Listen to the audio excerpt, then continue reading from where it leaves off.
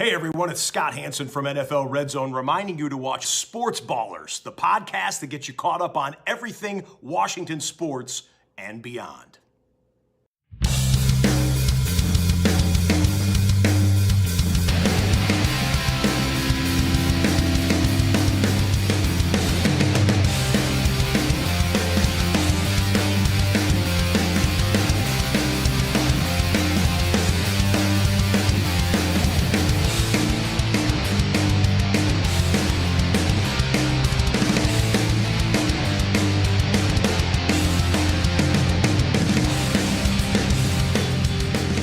Hello and welcome to the Sports Ballers podcast. I'm your host for this evening, Corey Puffett, joined as always by Eric Meyer and Evan Ash, and all three of us in person today, which is awesome. It's one of the benefits of doing a Friday show.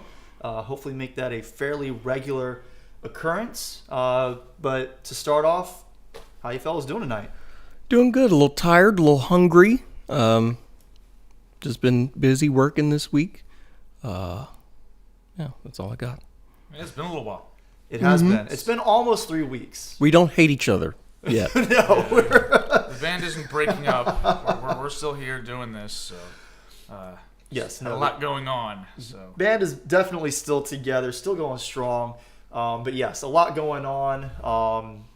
Last Friday we were going to do a Friday show, and then sort of at the last minute, Evan's dad decided to have a birthday.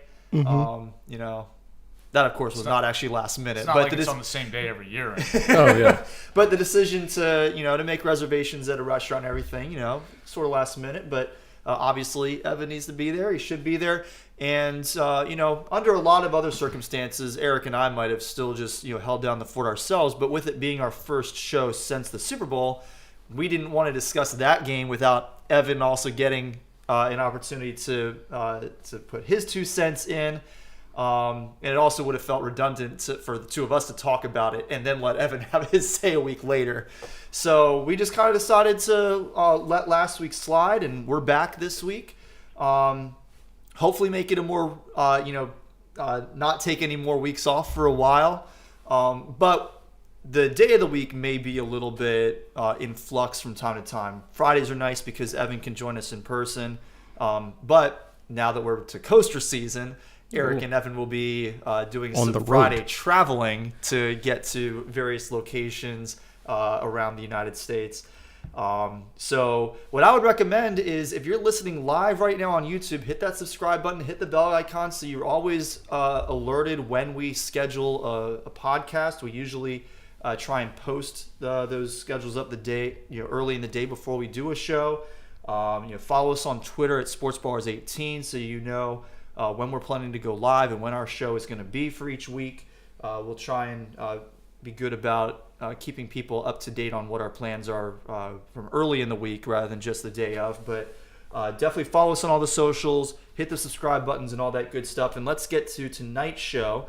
And let's go ahead and start with the NFL. Let's just go ahead and put a pin in football for the season. Obviously, there'll be some off-season news to discuss as we go through the spring and the summer. But the Super Bowl was 2 weeks ago, and very exciting game between the Chiefs and the Eagles. One of the better Super Bowls. There have been a lot of good Super Bowls in the past 10, 15, even 20 years. The three of us are kind of living in the golden age of Super Bowls. We haven't been seeing a lot of those 42-10 or 55-10 type games. And we also haven't, we haven't been subjected to those games with 8 turnovers like Super Bowl V was, which, kind of pertinent this year because the MVP of that game, the only MVP ever from a losing team, is being inducted into the Hall of Fame this coming fall, which is pretty exciting. But high scoring affair, 9 touchdowns between the Chiefs and the Eagles. What were you guys' takeaways from that game? Only 9 touchdowns, not 10? I counted 9. Oh, okay. I was half asleep for the game. I was exhausted. So it was fun. There was a 2-point conversion in there and some field goals. Oh, okay. Yeah. It was fun. I enjoyed it. It wasn't the highlight of the day for me, I'll say. I guess we'll get to that at the end. Well, you guys, Well, I guess you guys got to the bar like just as the game was starting, basically. We missed basically the first drive. Like we walked in right as the Eagles were scoring on the opening drive, so we saw pretty much the whole game. Yes, these two fools were out in Cali. Yeah, having a great time. Getting their first coaster weekend of the year under their belts. That's not quite true. We went to Kings Dominion a couple weeks before that, but Oh, well. Anyway, where were you? You were invited. That's true. Anyway, so the football game that we watched, surprisingly, I didn't actually think we were going to be able to watch hardly any of it, and we saw pretty much the whole thing. I talked about it on here. I said I didn't think the Eagles were tested, and they proved me right. Their defense was horrible. It was an abomination. They were absolute garbage. They proved that when they didn't have an offensive line that they could overwhelm, that they didn't have a second punch. And that's exactly how it played out. They did not stop the Chiefs at all in the second half. Yeah, no. They gave not up in the least four bit. touchdowns effectively. Yeah, the first half, I felt like they kind of were holding their own in the first half. They weren't great, but they slowed down the Chiefs a little bit. They gave their offense, opportunities to take leads, to hold leads. But then, by the end of the second quarter, it just started to unravel. And then the second half was just abysmal. The fact, it was the Eagles were up by 10 going into the third quarter, and Mahomes had just taken a tackle around his ankle. He was hobbled again. Yeah. He was clearly not going to be able to move. I thought he was done. I was hoping that they would bring in. Is it Chad Henne as the backup? I think it's Chad Henne. Sure. I was hoping they would bring him in at least for one play so I could win my over 2.5 prop bet. He never showed up, and I was like, come on.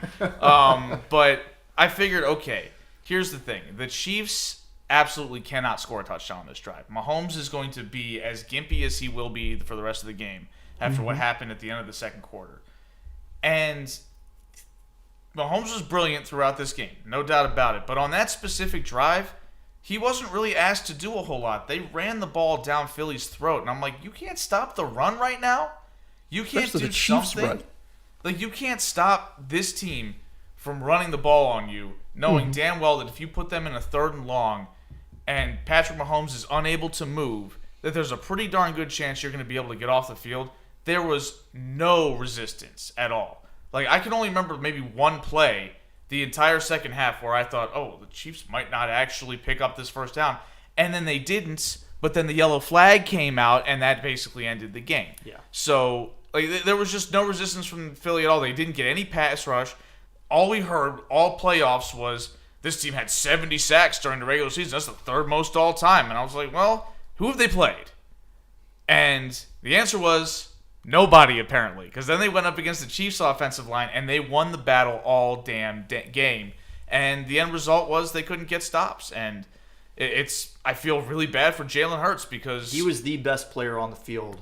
Yes. On Super Bowl Sunday. And it wasn't like it was because Mahomes was bad. Mahomes was great.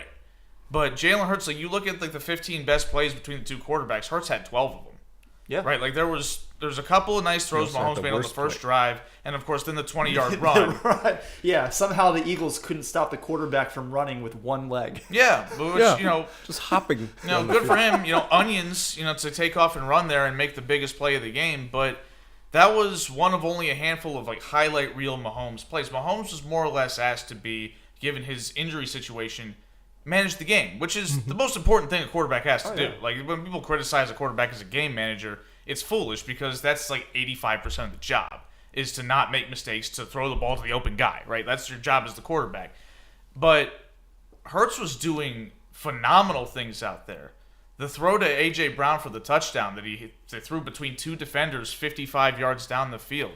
Some of the rollout plays that he made, the plays that he made with his legs, those couple of 3rd and long completions to Dallas Goedert that he put right over a defender, and I was just like, that was a Drew Brees level accurate throw. And on the other side of that catch, the catch by Dallas Goedert, he was really impressive in that game. Yeah, he had a great game. Of course he was. But Hurts had a moment where it looked like he could have just unraveled when he had the goofy fumble that got returned, but then he played great the rest of the game. Yeah, that was literally the only bad play of the game for Jalen Hurts, and it was essentially the difference in the game if you want to boil it down to That feels a little. I mean, no. There are lots of plays that you can point to. The as though Eagles' that's the defense difference would in like the a game. word But as the difference in the game. But that score does account for the difference. So the in Chiefs winning would have or tied losing. it up. Again, a lot of other plays you can say exactly the same thing, but that is one of those plays. But again, think it was is. the only bad play that Jalen Hurts had all day, and any quarterback should be able to have one bad play and still win the game. And again, that's where definitely it falls on the defense. in the flow of the game too. That play happened, and they still went up. They were up 10. Yes. Like that, Yeah. that score tied the game, and the Eagles got themselves together and went up 10. That should have been it. Like that defense that was supposed to be all that in a bag of chips didn't get a single stop in the second half when they had a 10-point lead. That's just, it's nuts. It was atrocious. So your boy lost $2 on FanDuel because the Eagles' defense, I guess they missed the flight to Phoenix. I don't know. Where were they? That was terrible. Some of the worst defense I've ever seen in my life. Okay? Nobody was tackling anybody. Crap through a tin horn, if you will. Oh, I think God. they were in Vegas. I think they might have mixed up the Pro Bowl and Super Bowl sites. Well, the Super Bowl's in Vegas next year, so Yes, maybe yeah. they're just getting a head start on that. They could, because they could easily be back. Oh, They yeah. could. Yeah. They've got this team coming back next year, And and there's- It's a great team, especially if they can, shore up that defense. and Or tackle one person. that defense that was great. So, like, this is my point, though. This is the go back to the drawing board moment where you kicked ass all year, and then you went up against a team that really outcoached you big time, right? Like Andy Reid versus what's the defense coordinator? Sirianni. Gannon? Like Sirianni, I thought he was mostly fine. It was the defensive coordinator that couldn't figure out how to do anything once the pass rush was failing. Didn't he And get a head coaching job? Or was that the Eagles' he was offensive getting coordinator? interviews, and the first thought I had was Matt Patricia. Oh, dear. Right, where Matt Patricia had a horrible defense all season for the Patriots in 2017. They somehow got to the Super Bowl just because Tom Brady, basically. And then they get to the Super Bowl, aforementioned Eagles. and Brady throws for 500 friggin' yards in the Super Bowl, and they still lose because Matt Patricia's defense was getting cooked by Nick Foles, who, need I remind you, is absolutely horrible at throwing the football in the NFL. He's a garbage quarterback. Well, he caught a touchdown, too. Yeah, he did. Yes, that was Philly special. But, like, who's going to hire that guy after a game like that? How can you? How can you justify hiring somebody like that? Like, somebody that got completely whooped by Andy Reid and Eric Bieniemy, who we will talk about shortly, Yes, we'll because also he's talk about also him been for in the sure. news. Yeah. Yes. Like, that's just, it was, like, we can criticize the Eagles coaching, but this was Andy Reid's masterpiece. Like, this is his best work. He went out there where he actually didn't have the better team, at least in terms of talent on paper, and he schemed his way to a win against a vaunted defense, right? Like, those two plays that they ran on the goal line, like, all we heard about the Chiefs all year was their offense is tremendous, but they struggle on 3rd and short. Well, they draw up a couple of misdirection pre-snap plays, and the Eagles bite on it twice for two of the worst receivers in all of football to catch wide-open touchdowns. Kadarius Toney and Sky Moore catching key touchdowns on 3rd down in the red zone. On identical but mirrored plays. Yeah. It also underscores the fact that Eagles coaches did a poor job because they made this mistake earlier in the season and made it again in the Super Bowl twice. They left somebody open on some, I think it was jet motion or something like that. Like, you got to tighten that up, to borrow a phrase from Aaron Boone there. You got to tighten it up. Still has a job somehow. But yeah, like it was a hell of a game.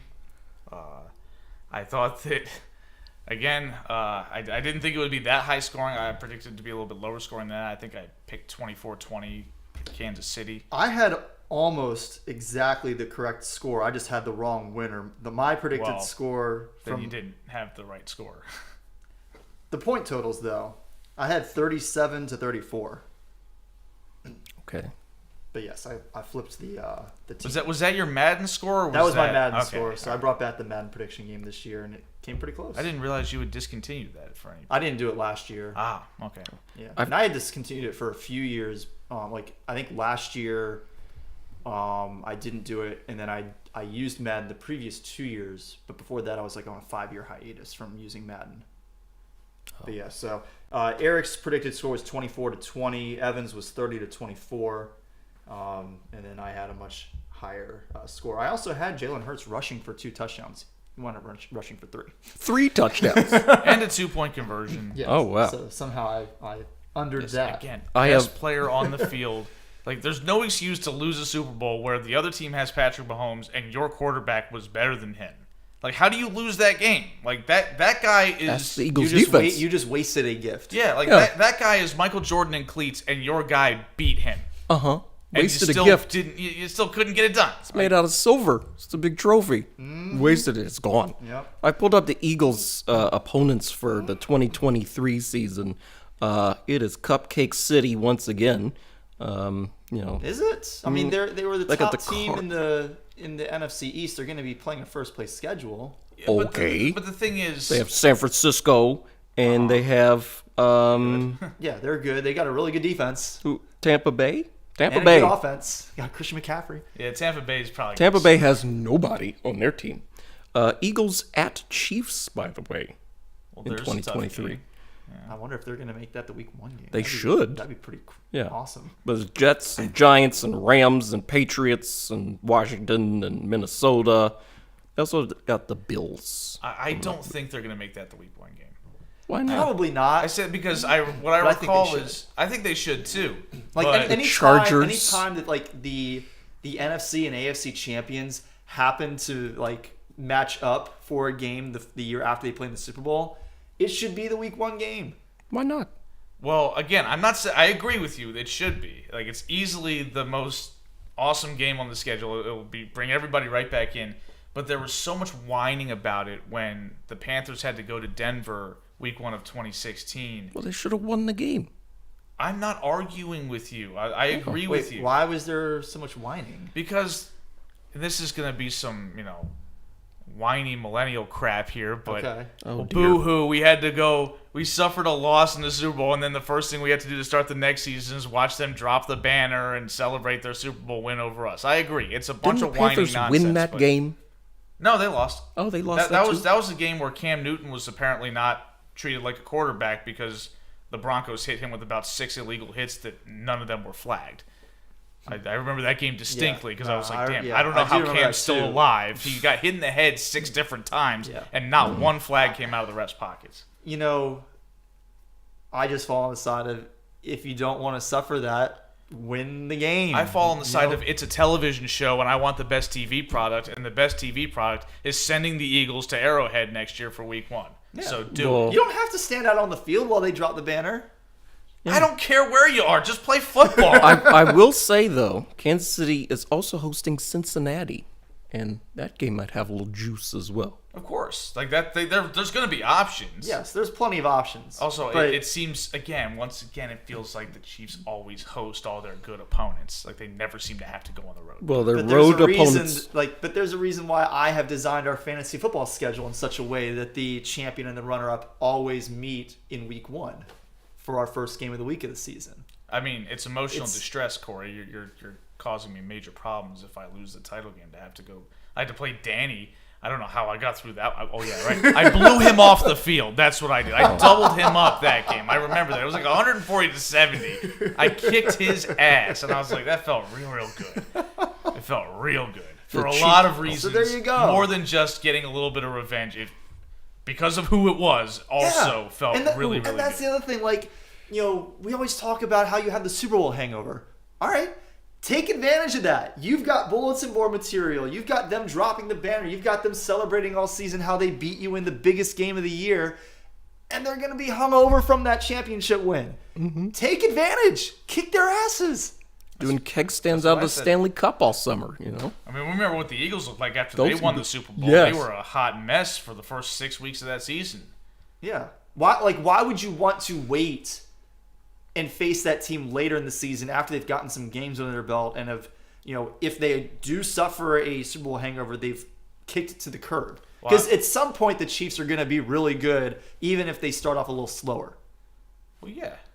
I don't think the Chiefs will have any issues. Their road opponents are Broncos, Packers, Raiders, Chargers, Vikings, Patriots, Jets, Jaguars. So, I guess the Chargers are the best team out of that group.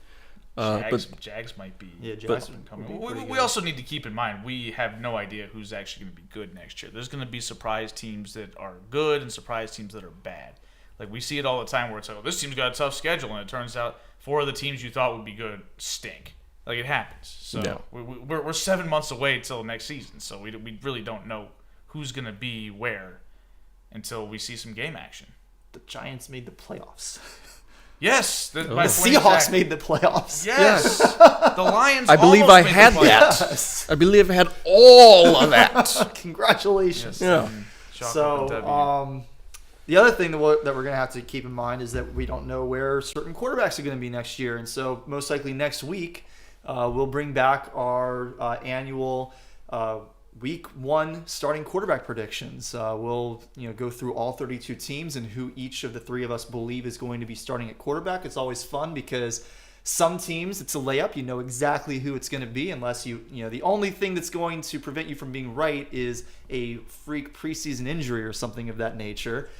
But then you also have teams where you know that it's not going to be the current guy, and you don't know where free agency is going to take players. You don't know where the draft is going to take players. You just don't know, and that's where the fun it's a thrill lies in. Mm-hmm. So we'll get to that probably next week. But real quick to wrap up things for the 2022 season, Eric went lone wolf on the Super Bowl. He was the only one to take the Chiefs against the spread. He got it right. So all of us have picked a number of lone wolf games divisible by 10. Eric had 30 lone wolf games over the course of the season, got 13 correct. Evan had 50 over the course of the season, got 25 correct. Oh, so Evan hit 50%. I had 40 lone wolf games all season, and I got the same number correct as Evan, 25. So 10 fewer lone wolf games and the same number correct. There was a reason you ran away with the picks. Yes. You were So, getting it done. For the playoffs, I finished 9-4. Eric finished 8-5. Evan finished 6-7. So on the entire season, playoffs and regular season combined, I finished 11 games above 500. Evan finished 1 game below 500, and Eric finished 3 games below 500. The last thing on the Chiefs, I came into this podcast under the impression that the Chiefs are going to win like 2 or 3 more Super Bowls, and I'm bringing that heavily into question because they've hired Matt Nagy as their new offensive coordinator. Well, they promoted Matt Nagy. Right, well, he was there. The point is, he is manning that post. Don't love it. Oh, don't love Might it. be better he's as probably a coordinator competent than OC, as a right? Like better than he has a he's good got to be better at quarterback. that than being a head coach, and he's got a good quarterback. He had Justin Fields, and he refused to coach him last year. Last year, I guess. Unless we're counting this year's last year. He got fired behind it. Yeah. Oh, Fields' first year. Yes, and he just refused to do his job. I think the double doink broke his brain. Like, we all watched it happen on TV. He was just like, looking around like, what do I do? Do I go shake somebody's hand? Do I go cry? I don't know how to handle this. He was never the same. Just saying. All right, so the other thing to talk about real quick is our prop bets. I don't even know how this turned out. So I went through today and tallied the results. So Eric got 4 of the props correct. He got the national anthem. It barely hit the under. I needed that. Save me some set money. at 202. It hit 201. And he did everything he could to get me to the over and just fell a little bit short. He held that brave for 7 seconds. He ran out of breath. Good. So that earned... Smoke fewer cigarettes or something. Maybe you'll get there next time. But Yep.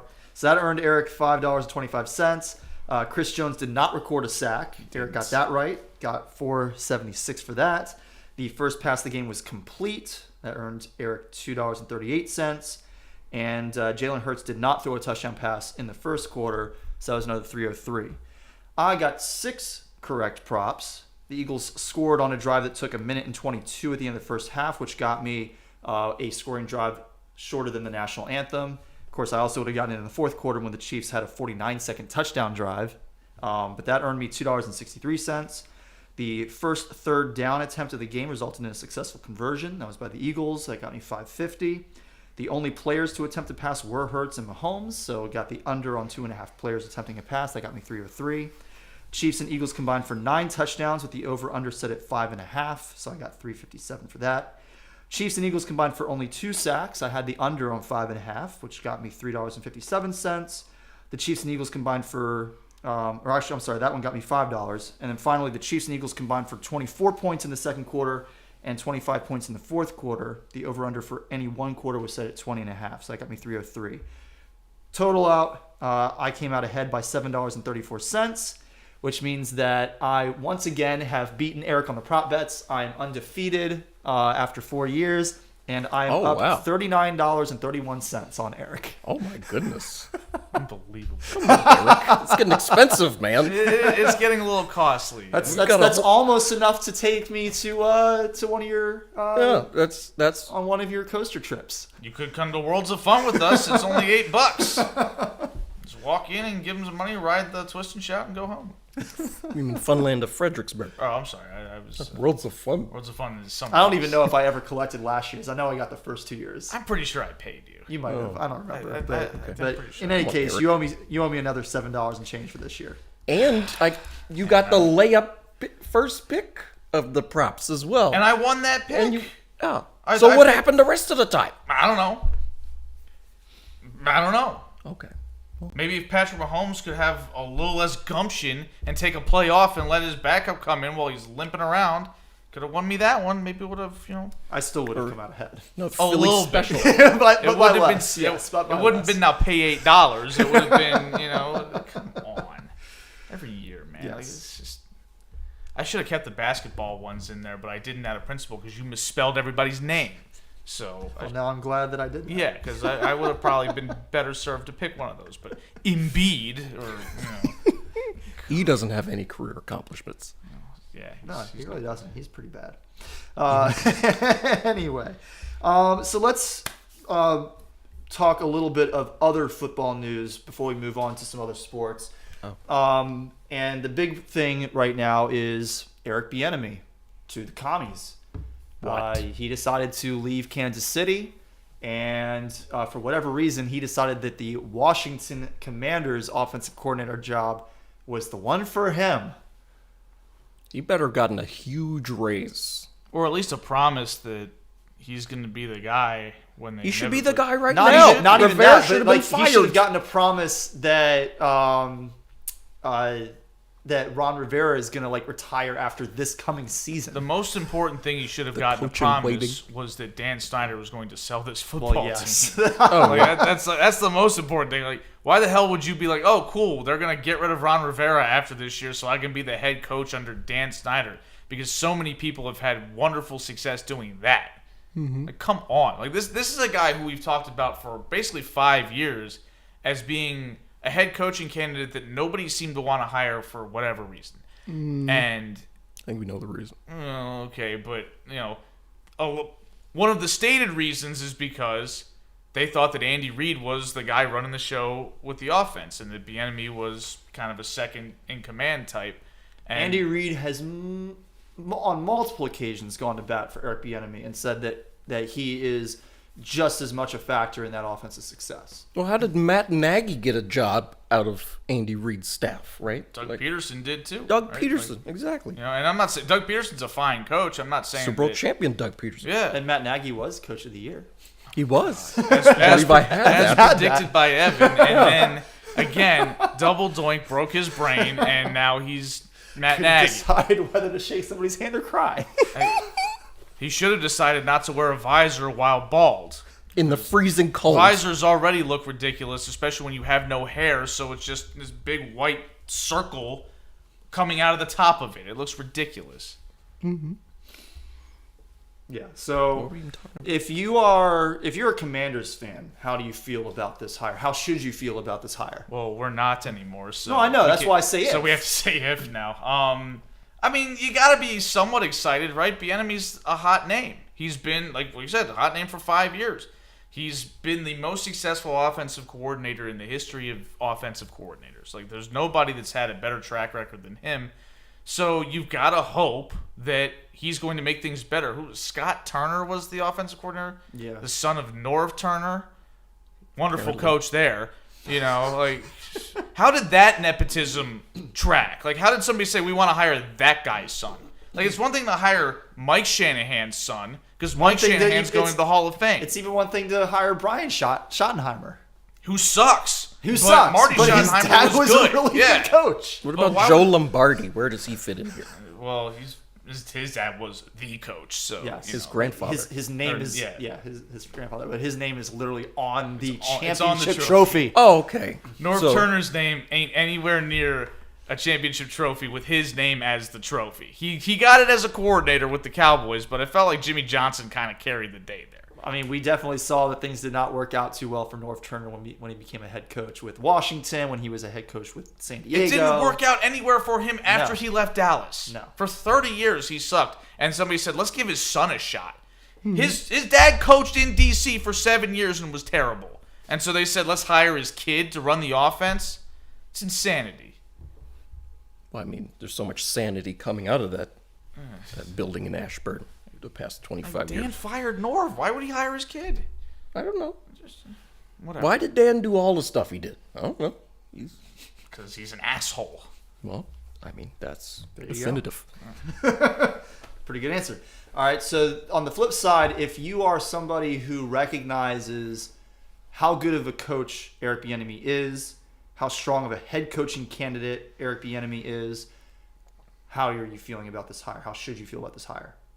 He should be the head coach of the Commanders right now. I feel like you should feel like you've got the inside track to get this guy as your head coach, and you should feel good about that.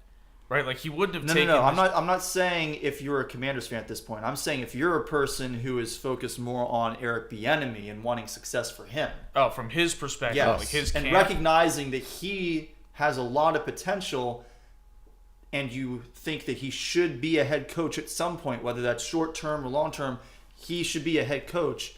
How are you feeling about him going to DC? You've got a lot of concerns. Yes. And you should have a lot of concerns because clearly there's a lot of skepticism around other teams in the NFL hiring Bieniemy as their head coach, which means if he doesn't succeed here, and, well, let's face it, No one he's else probably has. not going to succeed here because it never happens with this team. He's not going to get the benefit of the doubt. He's not going to get a second shot. This is his chance. And I think I have to imagine he thinks this is a challenge worth undertaking because if he can do it here, he can do it anywhere. And if he can do it here, he will get that job and he'll be able to continue to have success as the head guy. But I think it's a little bit too high risk for the reward. I feel like you could have just gone anywhere but Kansas City. Or just stayed. He wasn't going to get a head coaching job if he stayed. That was How clear. long is Andy Reid going to keep coaching? How many He's more 60-something years old. did he have to lead that offense to AFC title games and Super Bowls? Like, he's been doing it. He's been doing it for 5 years. 5 years, is that right? Yeah, like since Mahomes, Like, he's All became 5 the of starter. these years. Yes. Yeah. He has been doing this for half a decade and still is being passed over for head coaching opportunities. So that's exactly why when it came out that he was visiting Washington, it's like there's no chance that he takes that job. Washington Yeah, can offer him whatever. flabbergasted. There's no way that he takes it purely because it's such a long shot for anybody. I don't care how good of a coach you are. It's such a long shot that you're going to step in and be good with this team right Under now. Dan Snyder. Right? Like under Dan Snyder, with Joe the current, Gibbs coached under Dan Snyder. with the current coaching staff, with the current player personnel that they have. Like, that's, in my opinion, an unwinnable battle. Mm-hmm. And if he doesn't do well, which, as Eric just said, and as I also feel, it's highly likely that he will not in this situation. And while we recognize that that is not going to be his fault, that is going to be entirely the team's fault Yes. because of everything that they're giving him, which is not Nothing. much. I'll say this: it'll probably be the external factors' fault. Right. I'm not going to say guaranteed because we watched Ron Rivera. We said 4 years ago, whenever he was hired, we said he's going to fail here and it's not going to be his fault. Well, turns out part of it was definitely his been a little bit fault. his fault. Yeah, he went out and got Carson Wentz and then started him in a must-win game and didn't realize that the Yes. team's going to be eliminated if they lost. And that if it game. winds up that Eric Bieniemy is bad, we're not shy about admitting that kind of thing. But No. I don't think that he's a bad coach. I think he's a really good coach. But I don't think that this is a winning formula that the Washington has there, even when they add him to it. But considering he already has not been getting head coaching offers, that is going to tank his chances, which is why I felt like he should go somewhere that is, if he was going to take a lateral move and be an offensive coordinator somewhere else besides Kansas City, go somewhere where they at least have some pieces. Mm-hmm.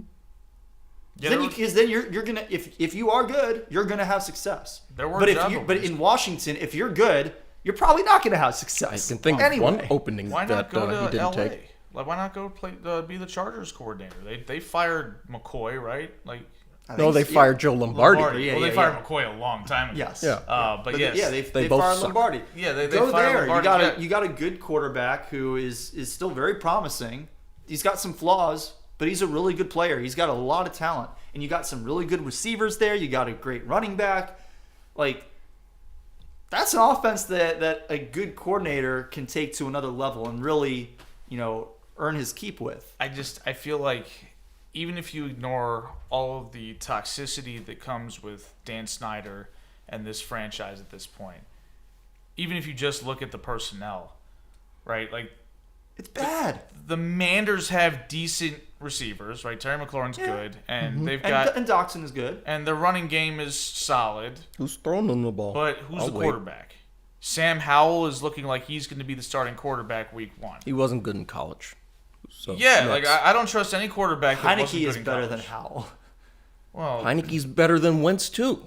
Oh well, that goes without saying. Wentz, okay, but like, Wentz isn't a top. The 40 point is, if I the believe best I had that. if the best outlook that you have for the season is Taylor Heineke again. Well, yeah, like, I'm not. We're gonna I'm not- retread this guy for a 4th year now. I Come have on. never been saying that Heineke is a really good quarterback, or even that he deserves to be a starter in the NFL. But with the quarterback room that Washington's had over the past few years, he has deserved to be the quarterback. They're going to kick the tires on Sam Howell. He's probably not going to be that good. And Bieniemy's going to be the offensive coordinator that looks like the fool that can't make this promising quarterback who sucks actually good. And it's gonna blow up in his face. Like, the only way I would have taken this job is if Washington had either the assets or the draft position to draft a good young quarterback, like a Bryce Young, like a C.J. Stroud, like the kid from Florida even. Like, if they had a top 10 pick, but they messed around and almost made the playoffs, so they're picking in the middle of the draft again. And we saw you don't want to draft a quarterback there because those quarterbacks usually aren't really worth first-round picks. They're usually reaches. Like, you hate to speak ill of the dead, but Dwayne Haskins was the 15th overall pick. He was terrible. Mm-hmm. So, that's usually those guys are not worth picking there. Usually it's better just to wait till the second round, and then you're just hoping that maybe you hit a home run. And when has this team ever hit a home run? And there's no way that 3 quarterbacks are being passed up in the 20 some odd picks that are going to happen before Washington. Yeah, no way. They're not getting one of the blue chip guys in the draft. No, it's not happening. So I guess it's not 20. It's like 14 or 15. But regardless, like 3 quarterbacks are going to be off the board by the time Washington's pick comes Probably around. 4. Trade up and get somebody then. So, all right. There's one more football thing. Oh, is it? Okay. The Ravens have hired Todd Monken as the new offensive coordinator. Who is Todd Monken? He was offensive coordinator at the University of Georgia the past So you must be years. excited about this. Absolutely thrilled. Hey, man, you've always said that you don't really care if they help your professional football team win. That is true. Like, didn't you guys draft a Bulldog last year? Probably. Yeah. I mean, that's where you go to get the guys. Yeah, those are where the good players are. They keep winning the national championships, so you got 40 NFL players on their roster any given year. That's where you go to draft players. Mm-hmm. Yeah. So we'll see if I don't even know, but we'll see. Let me ask you this: does it concern you that they went out and got a coordinator that likes to do, a high flying, throw the ball down the field offense when your franchise quarterback is currently unsigned? And when you don't have receivers who usually catch balls down the field. Again, like this guy's offensive scheme, based on what we saw at Georgia, doesn't really match what you guys have. Yeah, so maybe that suggests that you're either going to improve what you have for the quarterback that you hope to retain, or you're just not going to retain the quarterback. And then what? And then you pray something works for you. And you get last place in the AFC North. And then everybody needs to be fired. That's because you already know the Bengals are going to be like that. You already know the Steelers are going to at least go 9-8. You already know that the 8-1. Yeah. And, I guess who knows what's going to Cleveland. happen with the Browns right now, because I think Deshaun Watson might was be pretty cooked. bad this past year. I always thought he was overrated in the first place, but I didn't think he was this bad, right? Like he was worse He was a than his playmaker backup for sure, and he was a pretty good thrower This of the season. football in my opinion. He was before all good, this, but people talked about him like he was a top 5 quarterback in the league, and I always thought that was a little premature. Oh, he was lighting it up. He's lighting up to go 4-12, and he got sacked a million times because he held the ball too much. He definitely did that. He had definitely Russell holds the Wilson ball too vibes. long. That's he reminded me a little of Russell Wilson. Maybe, if you had asked me, 2 years ago, I would have been like, no, like he's amazing. And I'm definitely more disposed to, agreeing with, he's overrated because I just don't like the guy. But yes, 2 years ago we thought not only did we not know he was a jackass, we thought he was a great guy. Yes. Like it's been a complete 180. Yes, it was Russell not Wilson just he's or some Deshaun neutral force out Both, there. but okay, let's not compare Russell Wilson's nonsense to Deshaun Watson. Yes. Like Russell Wilson is a lot, but he ain't that. Russell Wilson is annoying. least Deshaun as Watson's a predator. Like let's keep it in perspective. Yes. All right. So let's go ahead and move off of football. Again, next week we'll make predictions on who we think will be the starting quarterbacks of all 32 teams come week 1. But we've got some other sports to talk about, starting with hoops. We'll start on the college circuit with the Maryland Terrapins, who pulled off a huge upset last week against number 3 Purdue. Well, huge upset. Maryland was only like a 1.5 point underdog in the game. Still, this is a number 3 team in the country. Oh, it was a big win, and it kind of was dampened a little bit by the fact that they lost to Nebraska that weekend on the road. But Doesn't matter. Be a number 3 team. I agree. I agree. It's still a huge win, but the Terps probably would have been ranked if they had beaten Nebraska, but they blew that game. But Nebraska. Your boy was there. Yep. What happened against Nebraska? Nebraska sucks at everything. Man, we can't win on the road, man. The Terps really struggle on the road. Oof. But Nebraska has been frisky at home. I will say that. They pulled off some wins at home. So we were just another one.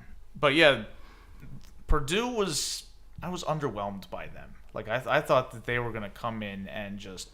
Like I didn't think they were going to blow us out, but I thought I would see a number 3 team in the country. A team that's spent the majority of the season at number 1. I didn't see that, right? And maybe I'm not giving my own team enough credit. I know that Kevin Willard has done an excellent job on the defensive end getting these guys to shut down teams that have one good player. Like they did the same thing against Indiana with Trace Jackson Davis. They threw double teams at him and forced him to pass the ball out to a bunch of guys who not only couldn't attack closeouts or attack rotations, they couldn't even catch the ball when he threw a peck out to him. They fumbled the ball nonstop. So I know that Willard's capable. I know that the Terps defenders are pretty good. But I was expecting to see something that made me say, oh, wow. And I didn't see that all game. Like there was never a moment where I was like, oh, yeah, that's why they're where they are. And, the Terps kicked their ass, right? Like it was close. The Terps fell down 7. Kevin Willard called a timeout, which, not used to seeing timely timeouts called in College Park for the last 10 years. So it was nice to see that. Then the Terps kind of came out, had a little 5-0 run. Purdue lost their cool a little bit, got a technical foul, and that was the turning point in the game. The Terps went on a 29-4 run, and the game wasn't really competitive again. They stayed ahead by double digits the rest of the way. And, I was really happy because I was like, that was pretty much the game where I had been looking at the schedule and saying, okay, if we can somehow beat Purdue, that's going to basically guarantee that we finish above 500 in the conference, which means we're going to the tournament. And that's where they are. I mean, the Terps are 10-7 in the conference now. They've got 3 games left. Their last home game is on Sunday against Northwestern. And that game, actually, if the Terps win that, they move into second place in the Big Ten because Northwestern's currently there and the Terps are only a game behind them. They would obviously be tied with them if they beat them and have the tiebreaker because of the head-to-head. So it's a huge game. It's already sold out. I'm going to be there again. And hopefully the Terps are gonna get it done. But it's been a surprisingly fun season, given that this team last year didn't finish 500. This is the first time it's happened since they were kicked off of TV in the Bob Wade era in the early 90s. Right? Like it's been 30 plus years since the Terps finished below 500 And for the most part, this is the same core of that team, and they're going to the tournament this year. Like, who would have thought? Not me. So, pretty impressive. Very impressive for the Terps. Let's talk a little bit about the pro game. Of course, a little more than a week ago now, or I guess it was actually last weekend, we had the All-Star break. All-Star game was this past Sunday. Dunk contest was excellent. Best dunk contest that I remember since Vince Carter. Vince Carter's still the GOAT.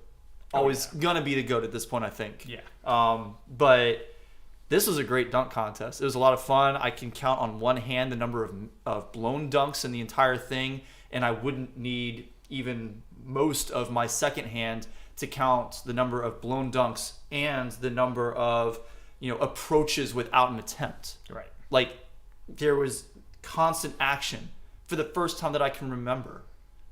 I loved it. It was actually a lot of fun to watch, and I'm glad that I tuned into it live. Rashawn and I watched the skills competition, which was entertaining, but not anything super crazy.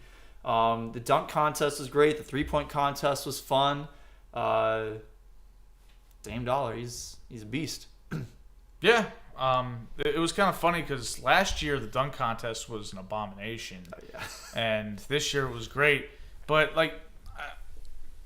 I'm a little ambivalent because shout out to Matt McClung, who I had no idea who this guy was. No idea who he was. Well, I knew who he was because I saw him play in the Summer League. Okay. And Oh, of course you did. And then, he's not even in the NBA. He's in the G League. Yeah, and I saw him, and he was a little spark plug out there in the Summer League, and I was like, okay, I don't know if that guy can actually play, but he's kind of fun.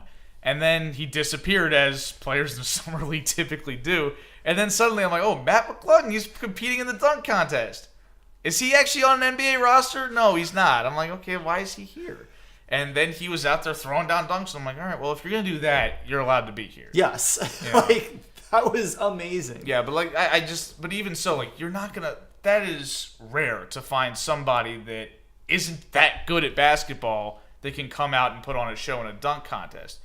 This contest has been fueled by stars in the past. It's been up-and-coming young players participate. And, Vince Carter, you mentioned it. Vince Carter wasn't just the guy from the dunk contest. He's Vince Carter. He's a Hall of Famer in his own right. And Kobe Bryant did the dunk contest. Yep. Michael Jordan did it multiple times. Right? It was something that good players did at some point. And, I'm not going to be Stephen A. Smith here and blame it all on one guy for the trend of stars don't Who are we kidding? It's LeBron's fault. Yeah, it's LeBron's fault because he hasn't done the dunk contest, which I think it is lame that LeBron never did the dunk contest. Okay, Oh, he never did it? Never. On never. one of the first 5 possessions of the actual All-Star game, he laid down a crazy dunk where he took off basically from the free throw line. I mean, he's 38 now. Imagine if he was in there when he was 23. All right. It would be insane. Or And like the He picture- probably would still have beaten McClung if he had done the dunk contest this year at 38. he would have smoked McClung. Let's be real. Come on. Yeah. Dude, just do a dunk contest. You're LeBron. You're the all-time leading scorer in the NBA, right? The least you can do is dunk the ball a couple of times. Yeah, I don't like the fact that LeBron hasn't dunked. John Morant is the most exciting dunker in the sport. Oh, my Because goodness. he tries to dunk no matter what. Good. We saw yesterday. He'll try to dunk no matter what unless it's the dunk contest. Yes, apparently. If it's uncontested and for style points, he doesn't do it. But when he's trying to dunk over Embiid and getting absolutely stuffed, he's going for it. Got to have a He'll little dunk- extra he'll dunk sizzle. from half court. You probably could. I don't know, but Have his arm get super long like Michael Jordan. in Space Jam, yeah, he could do that. But that's the point. It's John Morant is the guy people want to see. To a lesser extent, Zion Williamson is the guy people want to see. Now Zion didn't Does he participate. play because basketball? He's hurt again. He's hurt again or hurt still? Hurt again. Okay. And still. Depending on when still is. When did still begin? What's your frame of reference here? When did the most recent still begin? He played some this year. Oh. And then okay. got hurt. He has a hammy. A hammy? Oh, boy. Man, I can't imagine if I had one of those. That'd be terrible. I'm doing the Al Michaels I thing, know. I hate that. I hate when people just say, "Oh, he's out with a finger." I have 10 of them. He's got a knee. I have 10 fingers. Does that mean I can't do anything? It's yeah, he's on the bench. He's got a knee. I'm like, Yeah, I got 2. What's your Sorry, point? I'm calling out of teaching today with a finger. I'm going to tell my therapist, hey, the reason I didn't make the NFL was so unfair. They don't allow people to have knees, and I had 2, so I was disqualified. But yeah, the dunk contest could use some more star power, but in this year's contest, an isolated situation was actually really good. It's the best I had seen since 2016 when it was Levine versus Aaron Gordon. And I think part of it is also like Aaron Gordon doesn't participate in the dunk contest anymore because he got absolutely hosed a couple years later. And so there's, why are we doing this if the judges are going to be homers? Because Dwayne Wade just gave 10s to the guy from the Heat. That's how it went down. So I will say I had some issues with some of the scoring even in this year's dunk contest. Well, I had issues with the fact that Karl Malone was one of the guys involved. I had issues with the fact that he was involved. I had issues with the fact that he kept severely underscoring people. But I also had issues with the fact the dude from New York, I don't remember his name, but from the Knicks, he did these 2 dunks where he put his wrists inside the rim and then he put his whole arm inside the rim. I'm like, who cares? That's not impressive. Vince Carter did a honey dip when he. Oh, but it's not impressive anymore. Somebody's done it. It's not interesting. It's not I'm not impressed that it hurts when the players do that. Oh my God, they're causing themselves pain. We have to reward them with points for this. It's more about the fact they got up high enough to be able to get their elbow over the rim. That's the impressive. But even the first one that he did where he got both he supposedly got both crooks of his elbows in. One of them, he was actually on his wrist. He didn't even get his forearm into the net. Didn't get his whole arm in the rim. Okay. We're nitpicking incredible feats of athleticism here. Yes. But anyway, all those guys could have done that. So yeah, Ja, dunk, please. Mm-hmm. Zion, get healthy and dunk, please. Right? Come on, man. I want to see Wembanyama and Scoot next year when they come into the NBA. I want to see them dunk. Who's the other guy? Scoot Henderson. Mm-hmm. He's going to be the number 2 pick in the draft. He's a really good point guard. He plays in the G League. He doesn't go to college. Nobody goes to college anymore. Oh, okay. I mean, be saddled with a bunch of debt or something. Why'd you want to go to college? Yeah, you can go get paid to play. So. Exactly. But yeah, the game itself sucked. Yeah, the game was. Rashawn and I were actually kind of excited to watch the game because last year's All-Star game was great. Really fun, it was so much fun. Yeah. And before we even got to halftime, we were both just yeah, this ain't it. This is not interesting. Part of it was the broadcast was too long. Right? Yeah, they did the whole they did the whole team picks on the broadcast, and the game started half an hour after it was. No, it should have been. Or 15 minutes after it was supposed to. It needed to be playground style where you pick the teams, you do it with a little bit of pace. And then once the last guy is picked, you get on the court, tip it off, and play. That's how it should have been. Ernie had to talk about every single player as they're being picked and give their whole backstory. They could just They should have introed the players before that, and then he also had to encourage banter between LeBron and Giannis between every pick too. Yeah, that was unnecessary. Just pick the teams and play. This is the appeal of the All-Star game is it's supposed to be the greatest pickup basketball game you'll ever see. Well, it's not that great when 8 out of the 10 dudes are standing around while Jaylen Brown and Jason Tatum are playing one-on-one. That to me is not fun. And the thing is, the lack of defense is supposed to encourage these guys to basically be the Harlem Globetrotters. They're supposed to go out there and do the crazy stuff that they can't do because defense gets in the way in the NBA. Throwing alley-oops, throwing the ball off the backboard. Letting, a couple of years ago, they had the 3 smallest guards each catch an alley-oop. They had Chris Paul catch an alley-oop for a dunk. And people were I didn't even know Chris Paul could dunk. They had Steph do it. They're I didn't know Steph Curry could dunk. They had Damian Lillard do it. I didn't know Damian Lillard could dunk. I'm Damian Lillard actually dunks a lot. So what are you talking about? Or you've got Steph shooting 40-footers and turning around because he knows it's already going in, or Dame pulling up for half court, which he did. He had one of those. But watching, I'm not trying to crap on Jason Tatum too much here, but watching him take the shots that he takes normally in games, but just with no defense, so he makes them all. It's like practice, right? It's not exciting. Practice. I could just pay $50 to go to a Celtics game and sit in the stands and watch him do that an hour before the game. That's not All-Star game. That's not show-stopping. And then you had 10 million concerts at halftime. It just dragged on. I'm no offense to anybody who performed, but you realize you're in Utah, right? Like, this is the no fun land of the NBA. Just get on with the game and get out of there. Yeah. Go somewhere exciting. Why was it in Utah anyway? I don't know. Anyway, so let's talk about actual basketball a bit, particular personnel, because the trade deadline came and went while we were on hiatus, and a few big moves happened that I want to give Eric an opportunity to give his thoughts on. So let's start with KD went to the Suns. That's the big one. Because we talked about in our last show, was Kyrie got traded. Yeah, he had just gotten traded to the Mavs, but then we like right after our show, we find out, KD is heading to Phoenix. Yeah, which I kind of said that the Nets, now that they've given up Kyrie, they should probably just trade KD too, because you're not realistically going to be able to win a title. You might compete, but you're not going to win a championship with just KD and a group of really good role players. You can beat the Wizards. Sure, go ahead and beat the Wizards. That's not going to win you a chip. Well, yeah, especially considering they won't be playing the Wizards in a game that's going to get them to the chip, because the Wizards aren't going to be anywhere near the playoffs. They might make the play-in. Maybe. They might make the play-in. But I don't understand this from the Nets' perspective. They traded Kyrie for a win-now package and then had to turn around and trade KD for a rebuild package. It's like they didn't see this coming. I'm like, how did you not realize that when you traded Kyrie that you were going to have to get rid of KD? That's called tanking now. So the Nets are caught between win now and a rebuild, basically. Now, I will say this, though. They've got the guys they got from the Mavericks in the Kyrie trade are still very tradable if they decide to do so that if they just commit to a full rebuild, they can do that. But I don't think that's just not really their MO. I mean, they got Mikal Bridges, who's good. They've got a lot of really good, again, role players, and you can win a lot of games with just a bunch of really good, tertiary type of players. But you're not going to win a championship, right? Like, you got to have some star power to win a title. And they didn't really get any of that in return, so it feels like they've got a lot of draft capital they need to recoup after the James Harden trade, which got them absolutely nothing. Got him Ben Simmons. Got him Ben Simmons, you're right. Less than nothing then.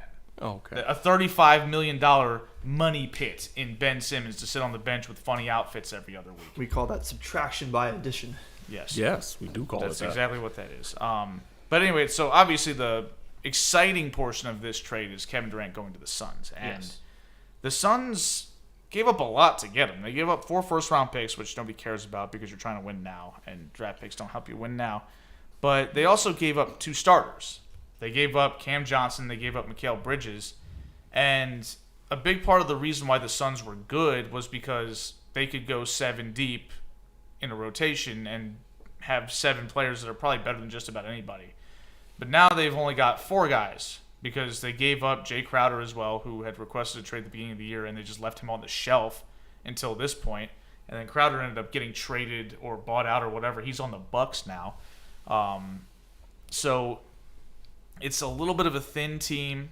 It's a team that lacks defense, and it's a team that has a lot of injury concerns, given that Chris Paul is now way more important than he was before because you don't have as much depth. And if Chris Paul goes down, you're screwed. Devin Booker has had hamstring problems. Kevin Durant's had his share of health issues. So it feels like all 4 of these guys are going to need to be healthy throughout the playoffs if they're going to have a chance to win a title. And my other concern is DeAndre Ayton hasn't been that good this year, right? Like, he didn't want to stay in Phoenix. The Suns didn't extend him and give him, the rookie max at the start of 2022 or the 2022 season. So he was pretty much accepted that he was going to leave. But then the Suns realized, wait, we can't just let this really good player leave for nothing. So they had to match the max offer that he got from somebody else, I think from the Pacers. And so he's there kind of begrudgingly. And it shows. He doesn't look all that interested. He's been less than on defense. He just hasn't had that good of a season. Does this trade rejuvenate him and motivate him to say, hey, we can win a championship if the 4 of us come together and play really well? Or does that not matter? And if the answer is it doesn't matter, they're not winning anything because they have to get something from DeAndre Ayton. And with Kevin Durant's presence, the shot diet that Ayton had before is going to decrease, right? Like, he's going to be forced to be more of a role player, and we've seen it happen where players that are too talented for quote-unquote role player status don't always function well in that situation. So a lot of questions, but it's an exciting team, right? Like, they're going to score a lot of points. Like, Kevin Durant and Devin Booker can fill it up with anybody, and Chris Paul, when he's on the floor, and healthy and functional, is still a very good playmaker, and he does a good job managing the game. He's an ideal guy to have sort of managing these guys' shots and getting them to their spots and things like that. That's the guy you'd want, given the fact that you don't really even want somebody that's like a superstar point guard at this point, because you've got the stars you need. You've got the superstar in KD. You've got another top 15 to 20 player in Devin Booker. Chris Paul can just be the 38-year-old version of himself. He doesn't have to be the 28-year-old version of Chris Paul for them to win. But it's a tough sledding in the West because the Lakers have made moves. The Nuggets are still really good. And, the Grizzlies they're fine in the West according to John Morant, which, I don't know how that's going to work out for him. But yeah. I know that we, a couple weeks ago, we did get a chance to talk about your initial thoughts about Kyrie going to the Mavericks, but now that you have a couple of weeks worth of games to actually look at how that has worked out for the Mavs, how have things gone with Irving and Luka? It's gone pretty much how I expected it. Like they score a lot of points. There's still some working out the kinks on, whose role is what. Like we had a situation where they were down by I think 2 or 3, and they needed to get a shot up late in the clock, and they ran out of time on the shot clock because neither one of them could decide who wanted to shoot the ball. Like they kept passing it back and forth. Like you take Don't it. they both want to shoot the ball? Somebody shoot the ball. Well, it's like both of them were trying to acquiesce to their new teammate. And so that's something where it's like they'll figure it out. Since when does Kyrie Irving care about anybody but himself? Like, that's new. He's going to pretend to care for as long as it gets him paid. Oh, okay. One concern that I have about it, and admittedly I don't watch a ton of NBA basketball in general, but I certainly don't watch a lot of Mavs basketball. But when I do, Luka Doncic doesn't look like he knows what to do with his body when he doesn't have the ball in his hand. Like it doesn't seem like he knows how to move off ball. So like, how does that work when you have a guy like Kyrie Irving, who is a traditional point guard, in that he tends to advance the ball up court? He does not really play off ball that much either. Well, Kyrie has the ability to play off ball, which can make that side of it work a little bit better. But you don't trade for Kyrie Irving to be Kyle Korver or JJ Redick, right? Like you trade for him to be able to come in there and be a secondary guy that you can give the ball and say, hey, you go score now. Well, Luka needs to be able to affect the play positively when Kyrie has the ball, and that is a legitimate criticism of him. He doesn't move without the ball. He doesn't affect the game when the ball's out of his hands. So that kind of makes him and Kyrie a little bit redundant. They're not a perfect fit in that regard. Like people think about Kyrie Irving when he played with LeBron James, and people think LeBron James ball dominant player. And that's true. LeBron James usually has the ball in his hands because he's LeBron James.